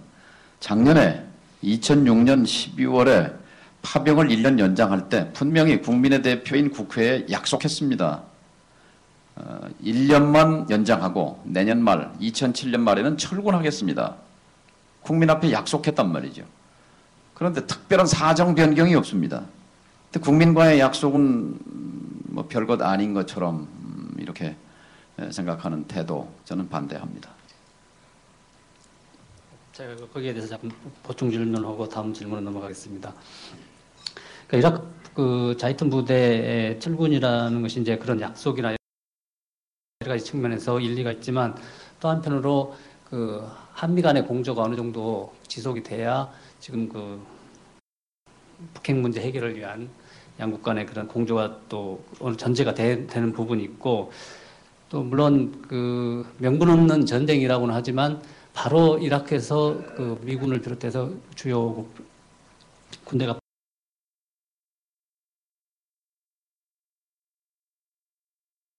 빠져버리고 우리나라 국익에도 그 좋지 않은 영향이 올 수 있다. 이런 이유로 인해서 자이툰을 준을 연장을 해야 된다. 이런 논리가 있습니다. 여기에 대해서는 어떻게 생각을 하십니까? 네, 미국도 국내에서 단계적 철군 여론이 비등합니다. 그리고 검토하고 있는 것으로 합니다. 영국도 그렇고요.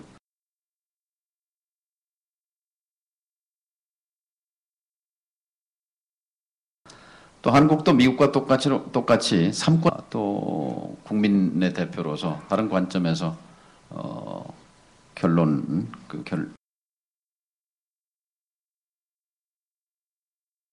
갖지 않습니까? 또 그리고요, 한미 공조를 위해서도 저는 이것이 철군하는 것이 도움이 된다고 봅니다. 더 큰 저는 국익이라고 생각합니다. 말하자면 한미 공조라는 거 일방적 공조가 아니라 어떻게 보면 국회가 국민의 약속을 받들어서 철군하고 정부는 노력했지만 안 됐고 미국은 그것이 다 논리에 맞고 상식에 맞으면 다 이해하는 그런 합리적 사고를 하는 정부가 국가입니다. 따라서 이 철군이 이 한미 공조에 무슨 위해가 될 것이다 하는 그런 가정에 저는 찬성하지 않습니다.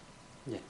그 노무현 정부에 들어서 대미적 적과 관련해서 노무현 정부는 한미 관계가 더욱 건전해지고 공고해졌다 이런 자체 평가를 내렸습니다만은 여기에 대해서는 전혀 반대의 생각을 갖고 있는 분들이 많고 더 흔들리고 있다. 뭔가 새로운 돌파구를 찾아야 된다라는 견해들이 많은데 여기에 대해서 정 후보께서는 어떻게 생각을 하시는지요?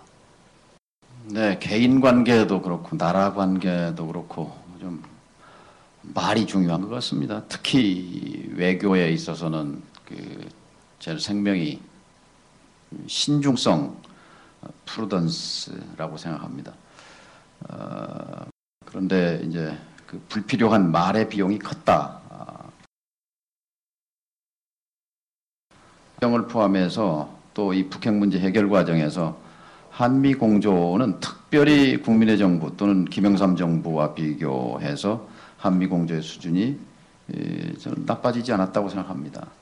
다만 그 같은 좀 더 상대방에 대한 배려와 말을 아끼는 자세 뭐 이런 것들이 좀 아쉽다 이렇게 생각합니다. 예, 정동영이가 한 가지만 더 말씀드리면 저는 한미 관계 중시론자입니다. 북핵 문제 해결을 위해서도 그렇고 앞으로 100년 한반도의 평화와 번영을 위해서도 저는 한미 관계는 새 정부에서 프레시 스타트, 새롭게 신선한 출발을 다시 해야 한다고 생각합니다. 거기에 대한 준비도 하고 있습니다. 이제 60년 성공한 동맹으로서 새로운 미래 동맹, 군사 동맹 억지력으로서의 동맹으로부터 포괄적 동맹으로 미래 동맹으로 이제 전환해야 할 시점이고, 또 미국도 준비되어 있고 우리도 준비되어 있다고 생각합니다. 한반도 이런 그 거대한 질서 변화에 발맞춰서 한미 관계를 좀 더 질적으로 또 양적으로 더 긴밀화하고 공고히 하는 것이 차기 대통령의 임무라고 생각합니다. 예, 외교 문제는 이 정도 하겠습니다. 뭐 한미 한중 4강 영역까지도 질문이 잡혀 있지만은 한미 관계 중시론에서 대충 설명이 됐다고 생각합니다. 다음은 바로 경제로 넘어가도록 하겠습니다. 손현덕 부장 질문해 주십시오. 예, 아까 저 이명박 후보랑 경제 문제에 대해서 맞짱 토론하시겠다고 그러셨는데 아마 그 첫 번째 어젠다가 전 금산분리 아닐까 싶습니다. 이 금산분리 완화에 대해서 반대하는 것은 좋습니다. 그러면은 제가 대안을 묻고 싶습니다. 지금 현실이 우리나라 시중은행 7개 중 6개가 외국은행의 손에 있습니다. 지분이 줄어들긴 했지만 60%가 넘습니다. 지금 하나 남은 토종은행이 우리금융입니다. 이것까지 지금 외국 금융 자본의 손에 넘어갈 수 있습니다. 금산분리 완화를 반대한다라는 원칙은 제가 들었습니다만 그거에 대한 대안은 듣지 못했습니다. 말씀해 주시면 고맙겠습니다. 저는 이건 기본적인 문제입니다. 그러니까 글로벌 스탠다드에도 맞지 않고요. 그다음에 산업자본에 허용하면 외국의 산업자본은 가만히 있습니까? 그 일본의 미쓰비시나 미쓰이나 산업자본들이 다 은행 가지고 있는데요. 우리 이 산업자본만 은행 소유가 가능한 것이 아니라 뭐 마찬가지죠. 또 하나 10년 전에 일부 대기업, 일부 재벌 기업이 종금사 소유해서 사금고화한 것이 IMF의 도화선이었는데 그것이 지금 엊그제 일인데요. 아마 이 금산분리를 해제하면 한두 개 대기업이 은행을 갖게 되겠죠. 그런데 이 은행을 갖게 된 대기업과 그렇지 못한 기업, 또 자금 경색이 왔을 때 서민금융이나 중소기업 이런 걸 생각해 봐도 무슨 실익이 있는가. 글로벌 스탠다드도 아니고 10년 전에 뼈아픈 기억이 있고 그리고 또 이러저러한 부작용이 있는데, 그래서 금산분리를 해제하는 것이 대안이다 하는 것에 반대합니다. 금산분리 원칙은 지키고, 그리고 예를 들어서 삼성이 은행을 갖고 싶다고 한다면 금융지주회사를 산업지주회사 이렇게 분리해서 금융지주회사가 은행 지분을 소유하면 될 것입니다. 실제 지금 재벌 기업들은 은행 소유를 안 하려고 합니다. 지금 그 금산법상 정확히 얘기하면 은행법상의 비금융주력사 규정인데 그거를 4% 규정에서 10%로 확대했음에도 불구하고 재벌의 은행 지분 소유가 늘어나질 않았습니다. 그래서 지금 재벌이 은행 소유를 하는 것을 원치 않는다면은 지금 현재 국내 금융기관, 특히 은행은 론스타나 또 HSBC 같은 외국 자본의 손에 넘어갈 가능성이 높다고 봅니다. 거기에 대한 대안을 말씀해 주시면 고맙겠습니다. 원치도 않는데 굳이 터서 가지라고 할 이유가 어디 있겠습니까? 세계 100대 은행 지분율을 쭉 조사해 보니까요. 독일계 은행 6개만, 그리고 영국계 은행 1개만 산업자본이 은행업에 진출해 있지, 글로벌 스탠다드라고 하는 뉴욕, 런던의 금융산업, 은행에는 산업자본이 들어가 진출해 있지 않습니다. 이것이 글로벌 스탠다드인데요. 우리가 지금 뭐 법을 만들어서 재벌이 대기업이 은행을 갖도록 허용한다면 이게 아마 세계적인 뉴스가 되리라고 생각합니다. 왜 그런 짓을 합니까? 저는 이런 의혹을 지울 수 없습니다. 일부 특정 재벌 기업 출신 인사들이 야당 후보 캠프에 들어가서 야당 후보의 귀를 잡고 저는 로비하고 있다고 생각합니다. 예, 경제 문제이면서도 이게 사회 문제일 수도 있겠습니다. 그 대기업 비자금에 대해서 질문드리겠습니다. 삼성에서 고액의 불법 비자금을 조성했다, 이렇게 천주교 사자단 기자회견이 있었는데요. 삼성에 몸담았던 변호사 폭로했다는 것입니다. 내용이 상당히 구체적입니다. 이 사건에 대해서 어떻게 생각하시는지 궁금한데요.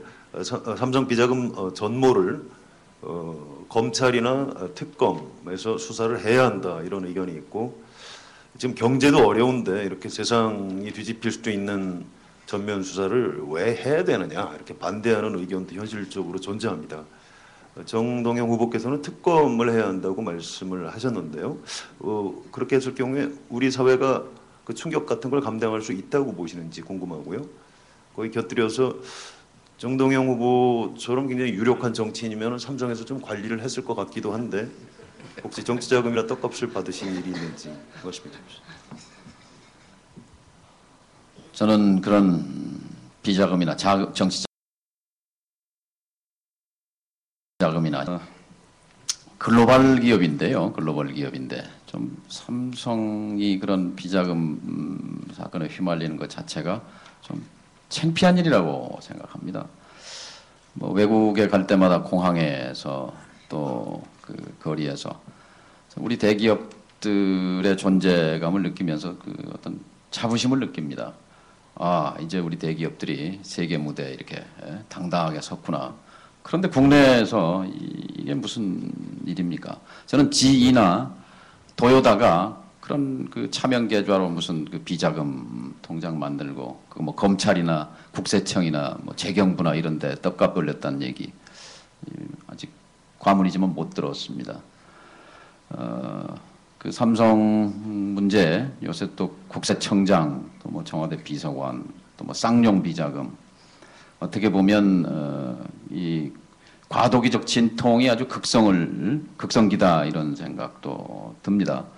국민소득이 5,000달러가 넘어서면 부패 지수가 경제 성장률을 깎아먹는다고 합니다. 부패가. 그런 점에서 우리가 더 투명한 선진국이 되기 위해서도 이런 문제는 원칙대로 처리해야 한다고 봅니다. 또 특히 이 검찰도 지금 뭐 그런 얘기가 나오기 때문에 그런 것 하라고 특검 제도가 있는 겁니다. 그런 말씀이고요. 제가 대통령 되면 검찰, 국세청, 재경부 이런데 이른바 권력과 그리고 힘이 있는 기관 대개혁에 착수하겠습니다. 그래서 이런 그 재벌 기업들과의 유착, 고리, 관행 확실하게 끊어내겠습니다. 그것이 기업을 도와주는 길이고 그것이 대한민국 선진국 만드는 핵심이라고 생각합니다. 예, 20대 80 경제 얘기하셨습니다. 그리고 약육강식이 지배하는 정글 자본주의라는 표현도 사용하셨습니다. 그런데 기업이 속성상 이 정글 속에서 이렇게 경쟁하는 거 아니겠습니까? 아까 기조연설에서도 이런 표현을 쓰셨습니다만 경쟁의 열패자의 그늘 이런 정도의 희생을 딛고 세계 초일류 기업들이 탄생하는 거 아니겠습니까? 강한 경제 국가 만들겠다고 하셨는데 이런 경쟁 없이 어떻게 강한 나라가 될 거라고 생각하십니까? 예, 지금 지난 10년 IMF 극복 과정에서 불가피하게 이제 세계화 또 비정규직의 급증 또 중국의 부상 뭐 이런 속에서 그늘이 넓어졌습니다. 근데 이것을 다음 정부가 적극적으로 그 그늘을 좁히는 노력을 해야 되지요. 저는 그것은 바로 이 12월 선거가 서민 경제냐 특권 경제냐 하는 전선으로 갈라지는 그 지점이라고 봅니다.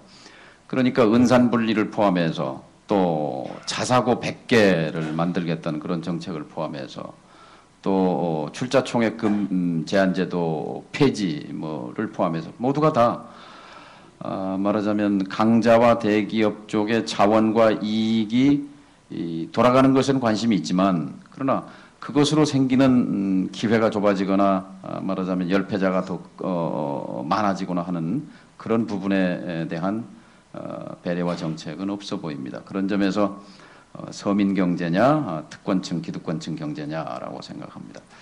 저는 시장경제 신봉자고 건전한 자본주의 공정한 경쟁 질서를 신봉합니다. 오히려 저는 기득권이 없기 때문에 재벌과의 관계도 없습니다. 그리고 시장에 무슨 연고나 무슨 뭐가 없습니다. 공정 경쟁 질서를 가장 잘 지킬 그걸 수호해낼 자신이 있습니다. 자본주의 경제는 그런 속에서 발전한다고 봅니다. 그 기득권과 이러저러한 이해관계로 얽혀 있고 그 속에 포함되어 있는 그런 지도자가 나라를 이끌어간다면 당연히 당연히 끊임없이 이 나라는 특혜 시비와 그다음에 기득권 보호 시비에 휘말리게 될 것입니다. 노조가 그것을 용납하겠습니까? 대한민국 국민이 그것을 용납하겠습니까? 바로 그 점을 지적하는 것입니다. 아까 기조 연설에서 88만 원 세대를 언급하셨습니다.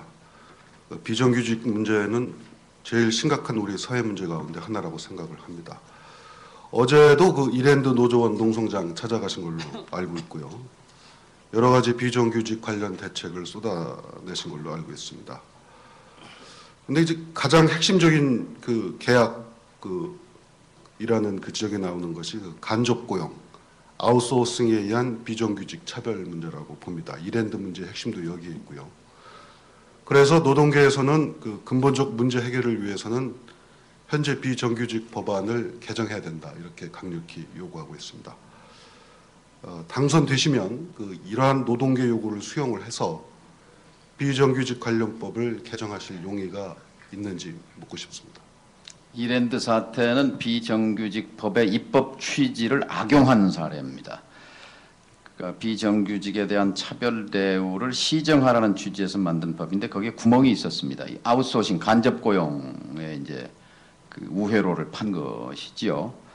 근데 이거는 이제 이렇게 고쳐야 할 것 같습니다. 아무리 간접 고용을 해도 사용주는 똑같이 그 사람이란 말이죠. 그래서 노동위원회에 이 부분에 대해서 제소하게 되면 당신이 사용자 맞다 이렇게 판시를 하게 되면 그 법적 근거를 만들어야죠. 그렇게 법을 좀 보완해야 된다고 봅니다. 그러면 간접 고용 아웃소싱할 이유가 없잖아요. 직접 비정규직을 쓰나 간접 고용을 하나 똑같이 사용주라면은 사용주로서 사용자로서 단체 협상을 해야 되거든요. 그 실익이 없기 때문에 그것은 막을 수가 있다고 생각합니다. 그런 방법, 그런 보완이 필요하다고 보고요. 근본적으로는 저는 이제 일본이 경제가 살아나면서 오히려 사람 구하기, 구인난이 심각하다는 그 기사를 봅니다만 지난 5년 동안 아프게 생각하는 것은 그 투자가 줄었습니다. 투자가 YS 정부 때 9% 수준 설비 투자, 국민의 정부 때 6.9%, 7% 수준. 근데 지난 5년 동안 1.6% 수준으로 투자가 줄은 것이 아주 뼈아픕니다. 이 부분을 적어도 7, 8% 수준으로 끌어올리겠습니다. 근데 대기업의 1000대 기업의 사내 유보 자금은 360조나 되는데 이 사내 유보가 투자로 이어지지 않고 있습니다. 그 핵심적인 이유를 전문가들과 토론해 보니까 외국인 직접 투자 FDI가 줄어든 것과 직결되어 있습니다. 국민의 정부 때 150억 수준, 작년에 60억 불로 줄었습니다.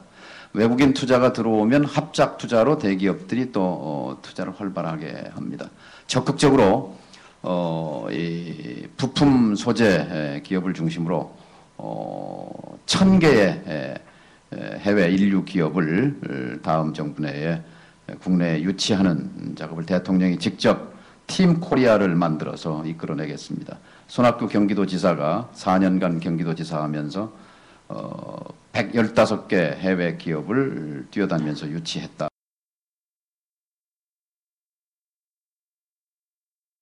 대통령이 지방자치단체장과 그리고 정부와 함께 한 팀을 이루어서 FDI를 적극 유치하면 거기에 따라서 대기업의 그 유보 자금이 다시 투자로 합작으로 이어질 것이고 해서 투자를 일으키는 것, 이것이 저는 일자리를, 좋은 일자리를 많이 만들어내고 그러면 자연히 비정규직, 사람값이 올라가니까요. 비정규직의 고통도 좀 완화될 것이다. 이것이 근본 해법이라고 생각합니다. 예, 제가 비정규직에 대해서 보충 질문하겠습니다. 최근에 통계청 자료가 나왔죠. 지금 비정규직 보호법이 시행된 이후에 비정규직이 오히려 늘어났습니다. 그런데 이렇게 늘어난 것보다 더 심각한 것은 아까 파견 근로자는 제외고 이 소위 계약 기간에 따라 움직이는 기간제 근로자들이 줄어드는 대신 용역이나 그 일용 근로자가 늘어난 겁니다. 그러니까 고용의 질이 훨씬 더 떨어지고 고용의 안정성이 훼손된 거죠. 그러니까 비정규직 보호법을 시행한다 하더라도 오히려 기업들은 거기에 따르게 움직이는데 거기에 대한 해결책 같은 게 있습니까? 통계가 좀 확인해 볼 필요가 있습니다. 작년 연말에 540만이던 것이 지난 1, 4분기 상반기에 577만까지 올라갔습니다. 그러다 이제 최근 3, 4분기 570만 원으로 일단 피크에 갔다가 좀 이제 떨어지는 것으로 저는 통계를 이해합니다. 근본적인 것으로는 역시 사회 활력, 경제 활력인 것이고 또 부차적으로는 동일 노동, 동일 처우라는 이것을 관행으로 확립하는 것이고 비정규직법은 그것을 옆에서 도와주는 구실을 한다고 봅니다.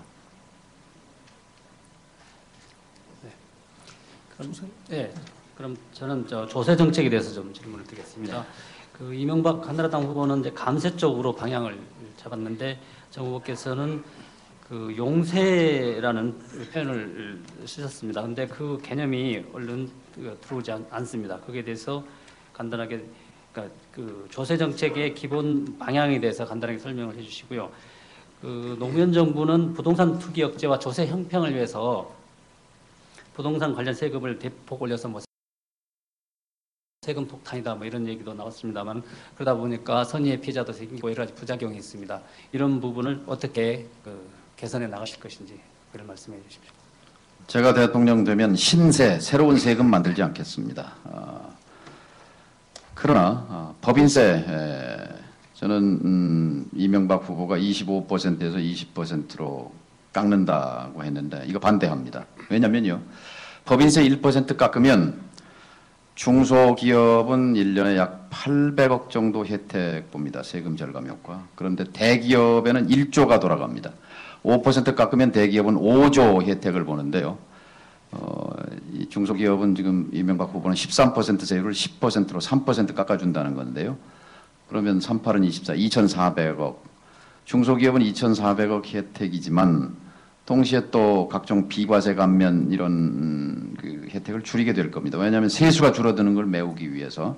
그럼 뭐 혜택은 없고 지금 대기업들은 부채 비율도 400%에서 80% 수준으로 낮아져 있고 이윤율도 올라 있습니다. 그런데 거기서 법인세 깎아주어서 무슨 경제 혜택이 있다고 봅니까? 저는 그것보다는 차라리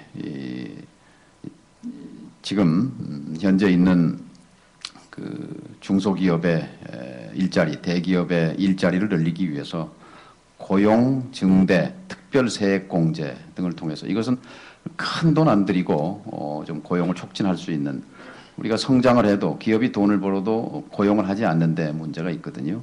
예를 들면 사람을 한 사람 쓰면 500만 원을 세액에서 공제해 준다고 하면 기업은 큰 도움이 됩니다. 지금도 그런 제도가 있는데 100만 원밖에 안 깎아주거든요. 별로 실익이 없습니다. 이걸 한 500만 원 정도로 늘리면 한 10만 명의 고용을 2천억 정도 갖고 촉진할 수 있습니다. 왜냐하면 500만 원을 깎아주지만 그 한 사람이 취직해서 가령 이제 월급을 받고 그 생활을 해서 그 돈을 쓰게 되면 이게 세금으로 환류되는 부분이 한 300만 원 정도 되고 200만 원 정도가 이제 그 재정 지출로 부담이 되는데 10만 명이라고 하면 한 2천억 정도거든요. 이런 고용 증대 특별세액 제도 이런 것들이 더 실효적이라고 생각합니다. 부동산세 관련해서는요. 어렵게 지금 종합부동산세가 정착됐습니다. 2005년, 2006년, 2007년 한 3조 정도 이제 세수가 늘었는데요. 이 3조를 요긴하게 쓰겠습니다. 서민 주거복지세, 서민 주거안정세 이렇게 해서 종합부동산세를 잘 정착시켜서 종합부동산세 내는 분들이 자기가 낸 세금이 이 서민들 장기 임대주택 건설에 이렇게 쓰여지고 하면 그 보람도 있고 명예도 있다고 생각합니다. 양도세도 저는 기본 원칙은 건드리면 안 됩니다. 다만 초장기 15년, 20년, 30년 이렇게 오래 보유하고 있는 분들에 대해서 그 세금 부담을 좀 덜어주는 것은 검토할 수 있다고 생각합니다. 최근 그 고유가 사태 대책과 관련해서 그 유류세를 인하해야 된다는 여론이 있고 거기에 대해서 정 후보께서는 한 25% 정도의 그 인하 효과가 나는 그런 그 방안을 제시를 했는데 그러다 보면은 상당한 세수 감소가 예상이 되고 지금 정 후보께서 여러 가지 그 제시하는 공약을 실천하려면은 그 예산이 많이 필요한데 이것 또한 그 일종의 그 조세 관련 포퓰리즘이 아니냐 그런 지적도 있습니다. 서민들에게 이 기름값 참 부담이 많습니다. 이제 국가 경제 큰 차원에서 보면 그 소비 절약을 강력하게 좀 밀고 가야 되겠고요. 그다음에 IMF 이후에 지금 서민들이 여러 가지 부담 중에 유류세 부담 서민들이 많이 떠안았습니다. 예컨대 주유소감 지금 리터당 1,700원 하는데요. 절반이 유류세입니다. 800원인데요. IMF 전에는 500원이었습니다. IMF가 되면서 이게 세수 확대를 위해서 800원으로 올렸거든요. 그래서 10년 동안 수십 조를 말하자면 돈이 많은 분이나 일반 서민이나 똑같이 그 300원을 다 물었단 말이죠. 리터당 300원을. 이제 10년 지났는데요. IMF 전 상황으로 다시 저는 정상화할 필요가 있다고 생각합니다. 그 재원은 지금 선물 옵션 시장을 활성화하기 위해서 주식 거래할 때는 거기에 거래세가 붙는데 0.3%. 그 지금 선물과 옵션이 세계 1등 가거든요.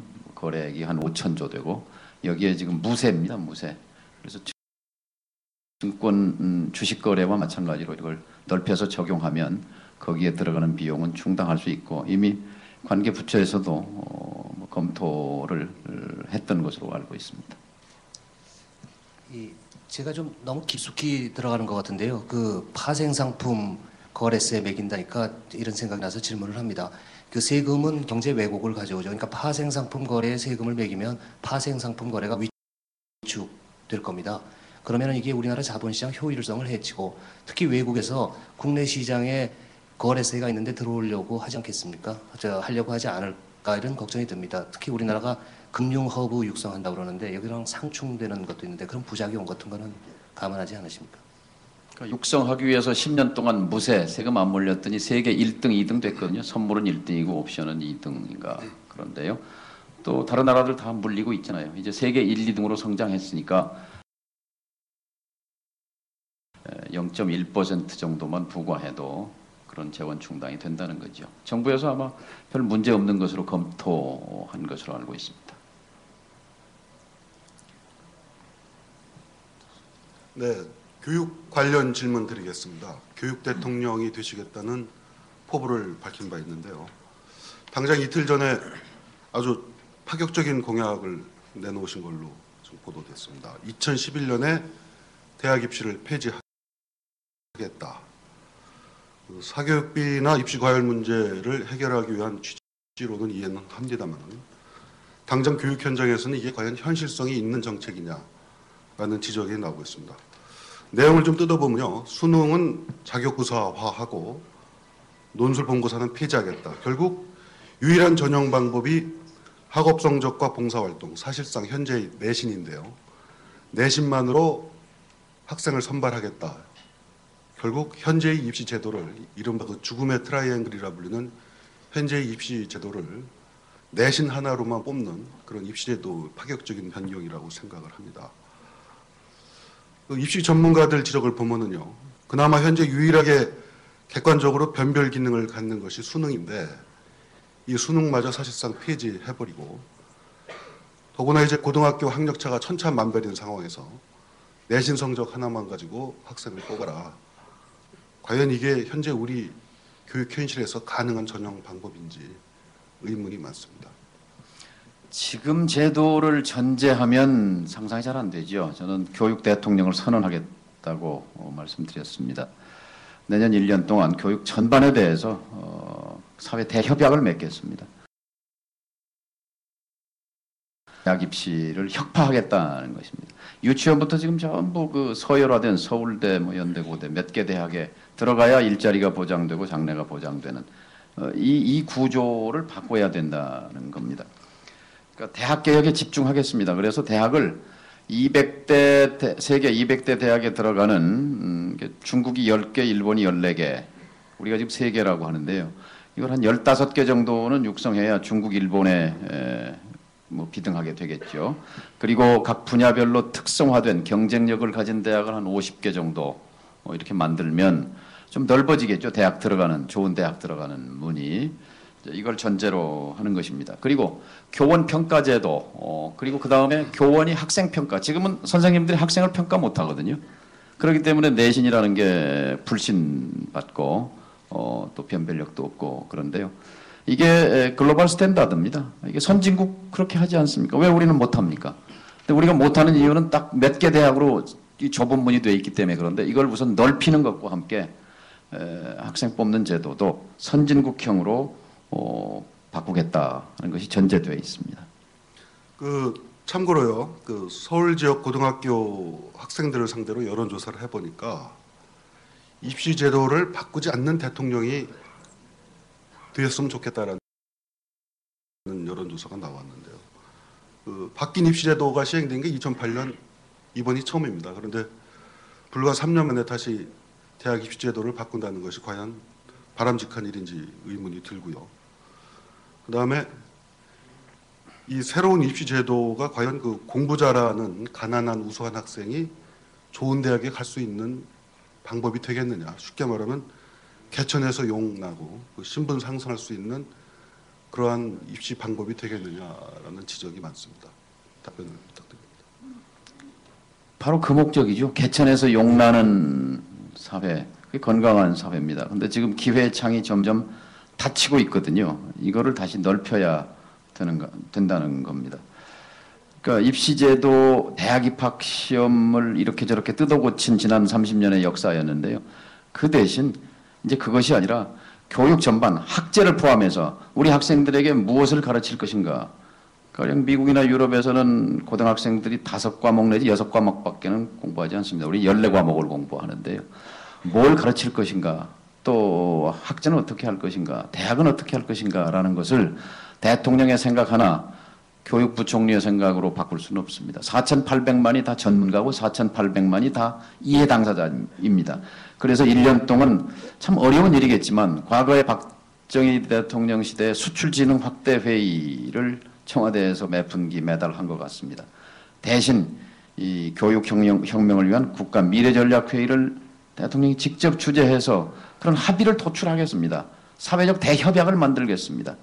그 속에서의 대학 입시 폐지도 저는 얼마든지 가능하고 그 시안으로 한번 던진 것입니다.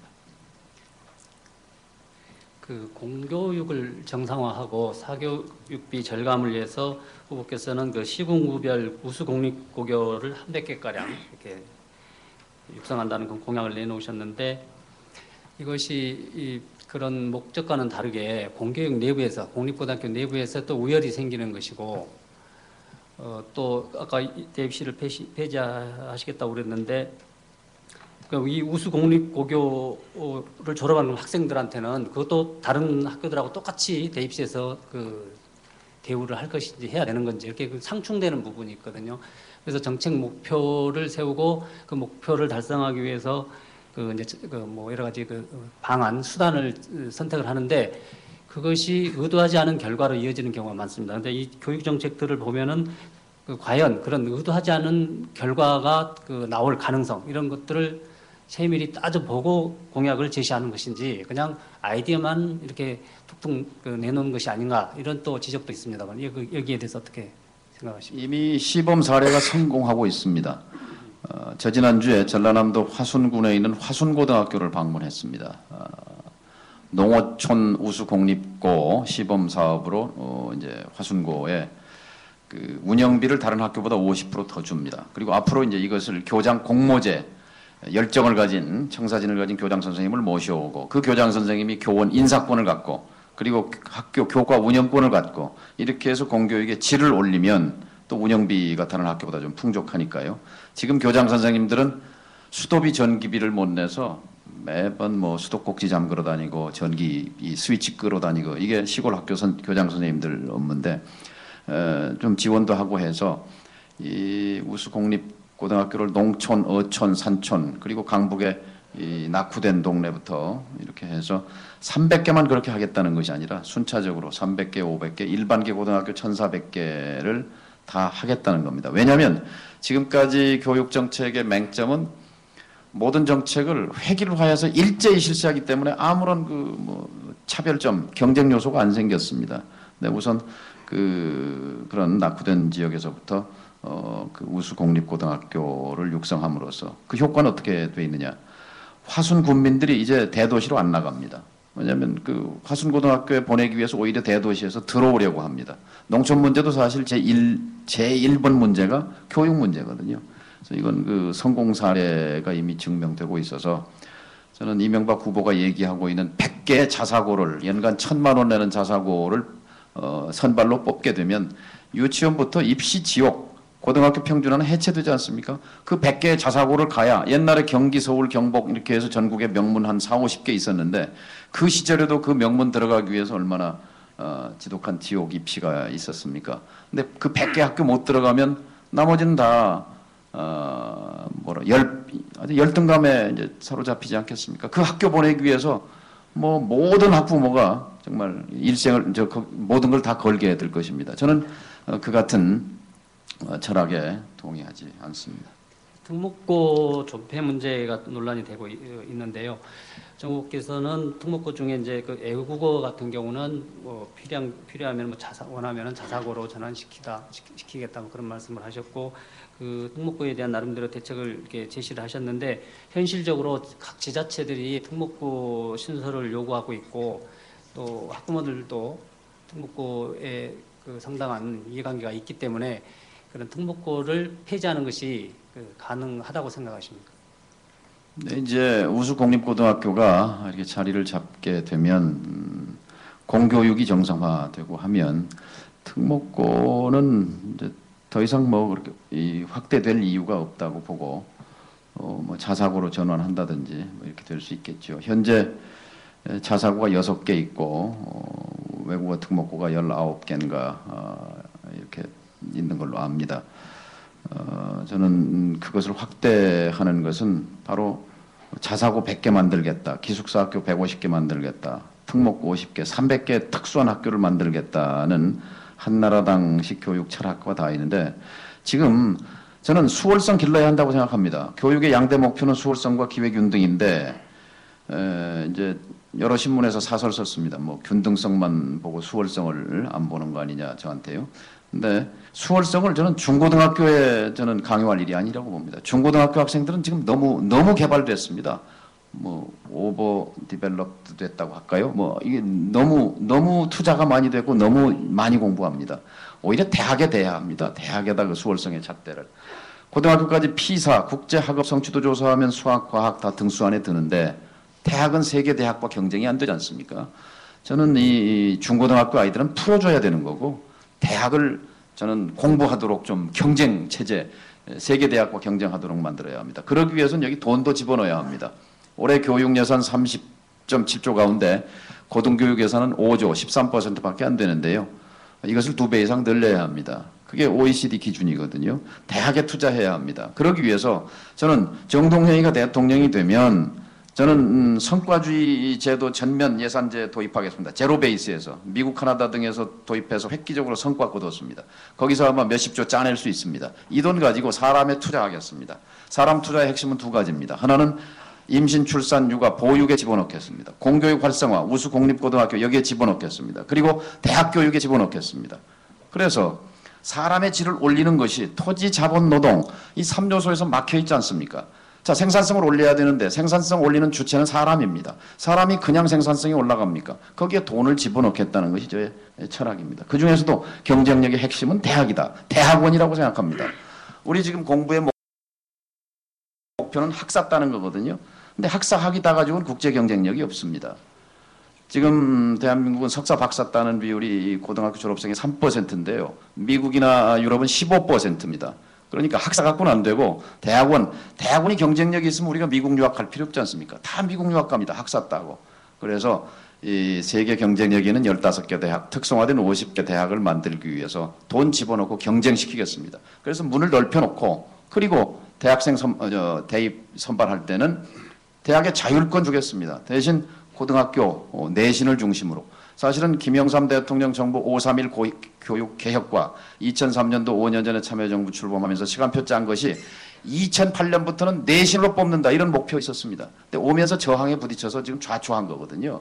이게 글로벌 스탠다드로 가는 겁니다. 선생님이 평가하고 학교 생활에서 매번 영어, 수학, 국어 공부한 그거 가지고 자 미국에 대학 가려면 그 내신 성적, 그다음에 본인의 무슨 에세이 소개서 쓰고 SAT 점수 이거 가지고 다 대학이 뽑지 않습니까? 우리처럼 일본밖에 없습니다. 대학 입시 그왜 유치원 때부터 그렇게 그 학부모도 고통스럽고 학생들도 불행한 이 구조를 사회 협약을 통해서 해결하겠다. 그런 교육 대통령이 되고 싶다고 생각합니다. 예, 잘 알겠습니다. 시간이 다 됐기 때문에 마지막으로 연금 개혁 문제를 묻는 걸로 토론자들 언론 질문을 문제 하나. 언론 문제. 예. 언론 문제하고 연금 개혁 문제를 질문해 주시고 그 다음에는 플로어에서 올라온 질문을 하나만 제가 소개를 하겠습니다. 그리고 대충 마무리 짓는 순으로 나가야 될 것 같습니다. 예. 김의원 해주시죠. 예. 아까 기조연설에서 관훈 클럽 출신으로서 유력 정당의 첫 대선 후보가 되셨다고 말씀하셨습니다. 저도 정 후보를 정치인에게 앞서서 언론인 선배로 보고 항상 정 선배라고 부르면서 지내왔는데 이렇게 원내 제1당의 대선 후보가 돼서 뿌듯하게 생각합니다. 어제 그 법조계 출신 한나라당 강재섭 대표는 국회 대표 연설에서 한나라당이 집권하면 노무현 정부의 그 언론 그 통제 조치, 브리핑님 통폐합 조치 등 대못질을 해놓은 것을 집권하자마자 대못을 뽑겠다라고 말씀을 하셨습니다. 정 후보께서도 오늘 좀 언론계 대선배 그리고 저기 후배들이 있는 앞에서 똑같은 약속을 해주실 수 있는지 내년 2월 25일 취임하면 집권해서 취임하면 그날로 대못을 뽑겠다고 약속해 줄 수 있는지 묻겠습니다. 언론 정책 바꾸겠습니다. 저는 기자 출신입니다. 이 정부가 언론과의 풀화 5년 때문에 엄청나게 많은 피해를 국민들께 드렸다고 생각합니다. 왜냐하면 정부의 목표와 언론이 그리는 건강한 사회는 같습니다. 물론 역할이 좀 다릅니다만 그 건강한 긴장 관계 그것이 바람직한 관계입니다만 풀화의 5년이었다고 생각합니다. 그리고 정부는 대통령을 제외하고는 선출된 권력이 아닙니다. 감시가 필요합니다. 근데 국민이 직접 감시할 수 없기 때문에 국민을 대신해서 언론의 눈과 귀가 필요합니다. 제가 외교부를 오래 출입했습니다. 외교부 그 청사 바닥에 앉아 있는 그 후배 기자들 사진을 보면서 제가 그 자리에 앉아 있는 것 같은 그런 모멸감을 느꼈습니다. 이건 옳지 않습니다. 언론 정책 저는 근본적으로 재검토하겠습니다. 언론은 권력으로부터의 독립과 자본으로부터의 독립 그것이 건강한 언론이고 그것이 글로벌 스탠다드입니다. 자유롭게 정보에 접근해서 국민들에게 알 권리를 충족시켜 줄 수 있도록 눈과 귀, 그 억세서 접근권 활짝 열겠습니다. 됐습니까? 예, 그 간단히 국민연금 해주시죠. 박수 한번 보내주십시오. 박수 한번 쳐주십시오. 예, 괜찮습니다. 이럴 때는 박수가 나와야 됩니다. 예.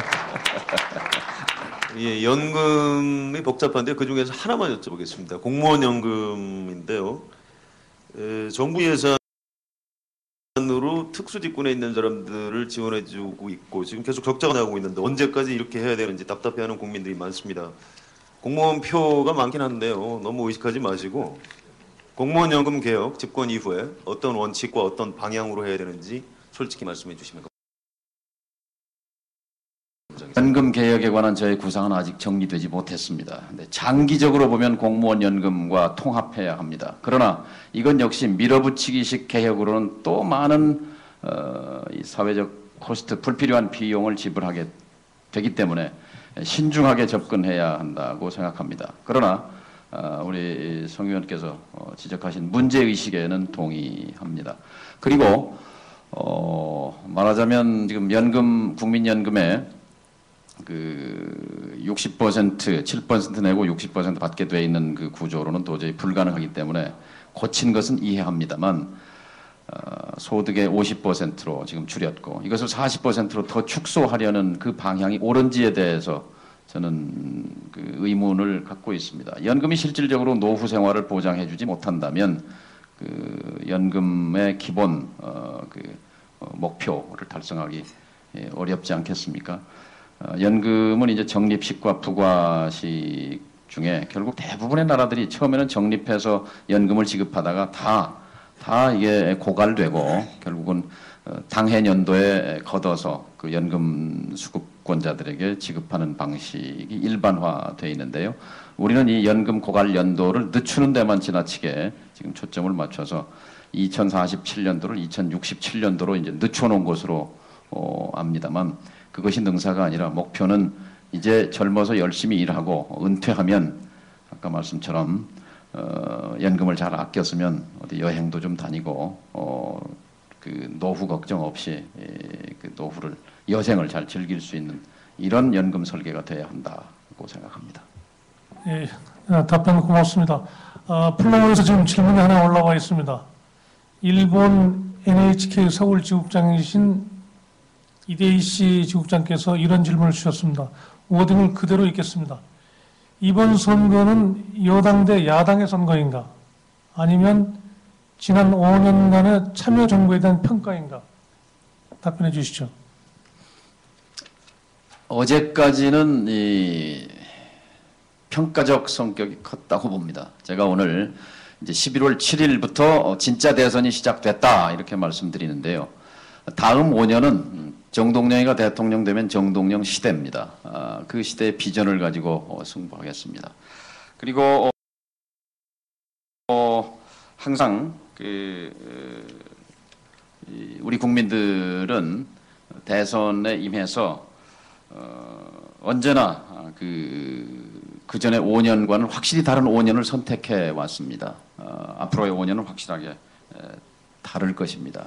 그런 점에서 우리 이대식 국장님, 지금까지 한국 대선을 관찰해 왔던 선입견은 다 접어두시고 이제부터 새롭게 관찰을 해 주시기 바랍니다. 예, 답변 잘 들었습니다. 2시간 동안 경청해 주신 여러분께 감사 말씀드리고요. 사회자로서 한 말씀만 하겠습니다. 한마디만 하겠습니다. 정 후보의 자서전격인 개나리 아저씨라는 책을 보면은 서문에 이런 구절이 나옵니다. 나는 정치는 꿈을 파는 기술이라는 말을 좋아한다는 구절에 나옵니다. 정치는 꿈을 파는 기술이라는 말을 정부에서 좋아한다는 겁니다. 이 격변의 시기에 정치인 정동영이 팔 꿈이 과연 무엇인지는 잘 모르겠습니다만 그 꿈이 현실이라는 척박한 토양 위에서 과연 뿌리내릴 수 있을지는 앞으로 대선 과정에서 우리가 주목해야 될 부분이 아닌가 싶습니다. 이상으로서 오늘 관련 토론을 마치겠습니다. 그럼 관례에 따라서 초청자분에게 기념패를 증정하겠습니다. 제가 기념패 내용을 읽어드리겠습니다. 기념패 정동영 대통합민주신당 대통령 후보 관클럽은 귀하를 초청연사로 모신 가운데 유익한 대화와 토론의 시간을 가졌습니다. 귀하와 함께한 소중한 이 자리는 50년을 이어온 관클럽의 전통과 더불어 길이 기억될 것입니다. 2007년 11월 7일 관클럽 총무 이재호.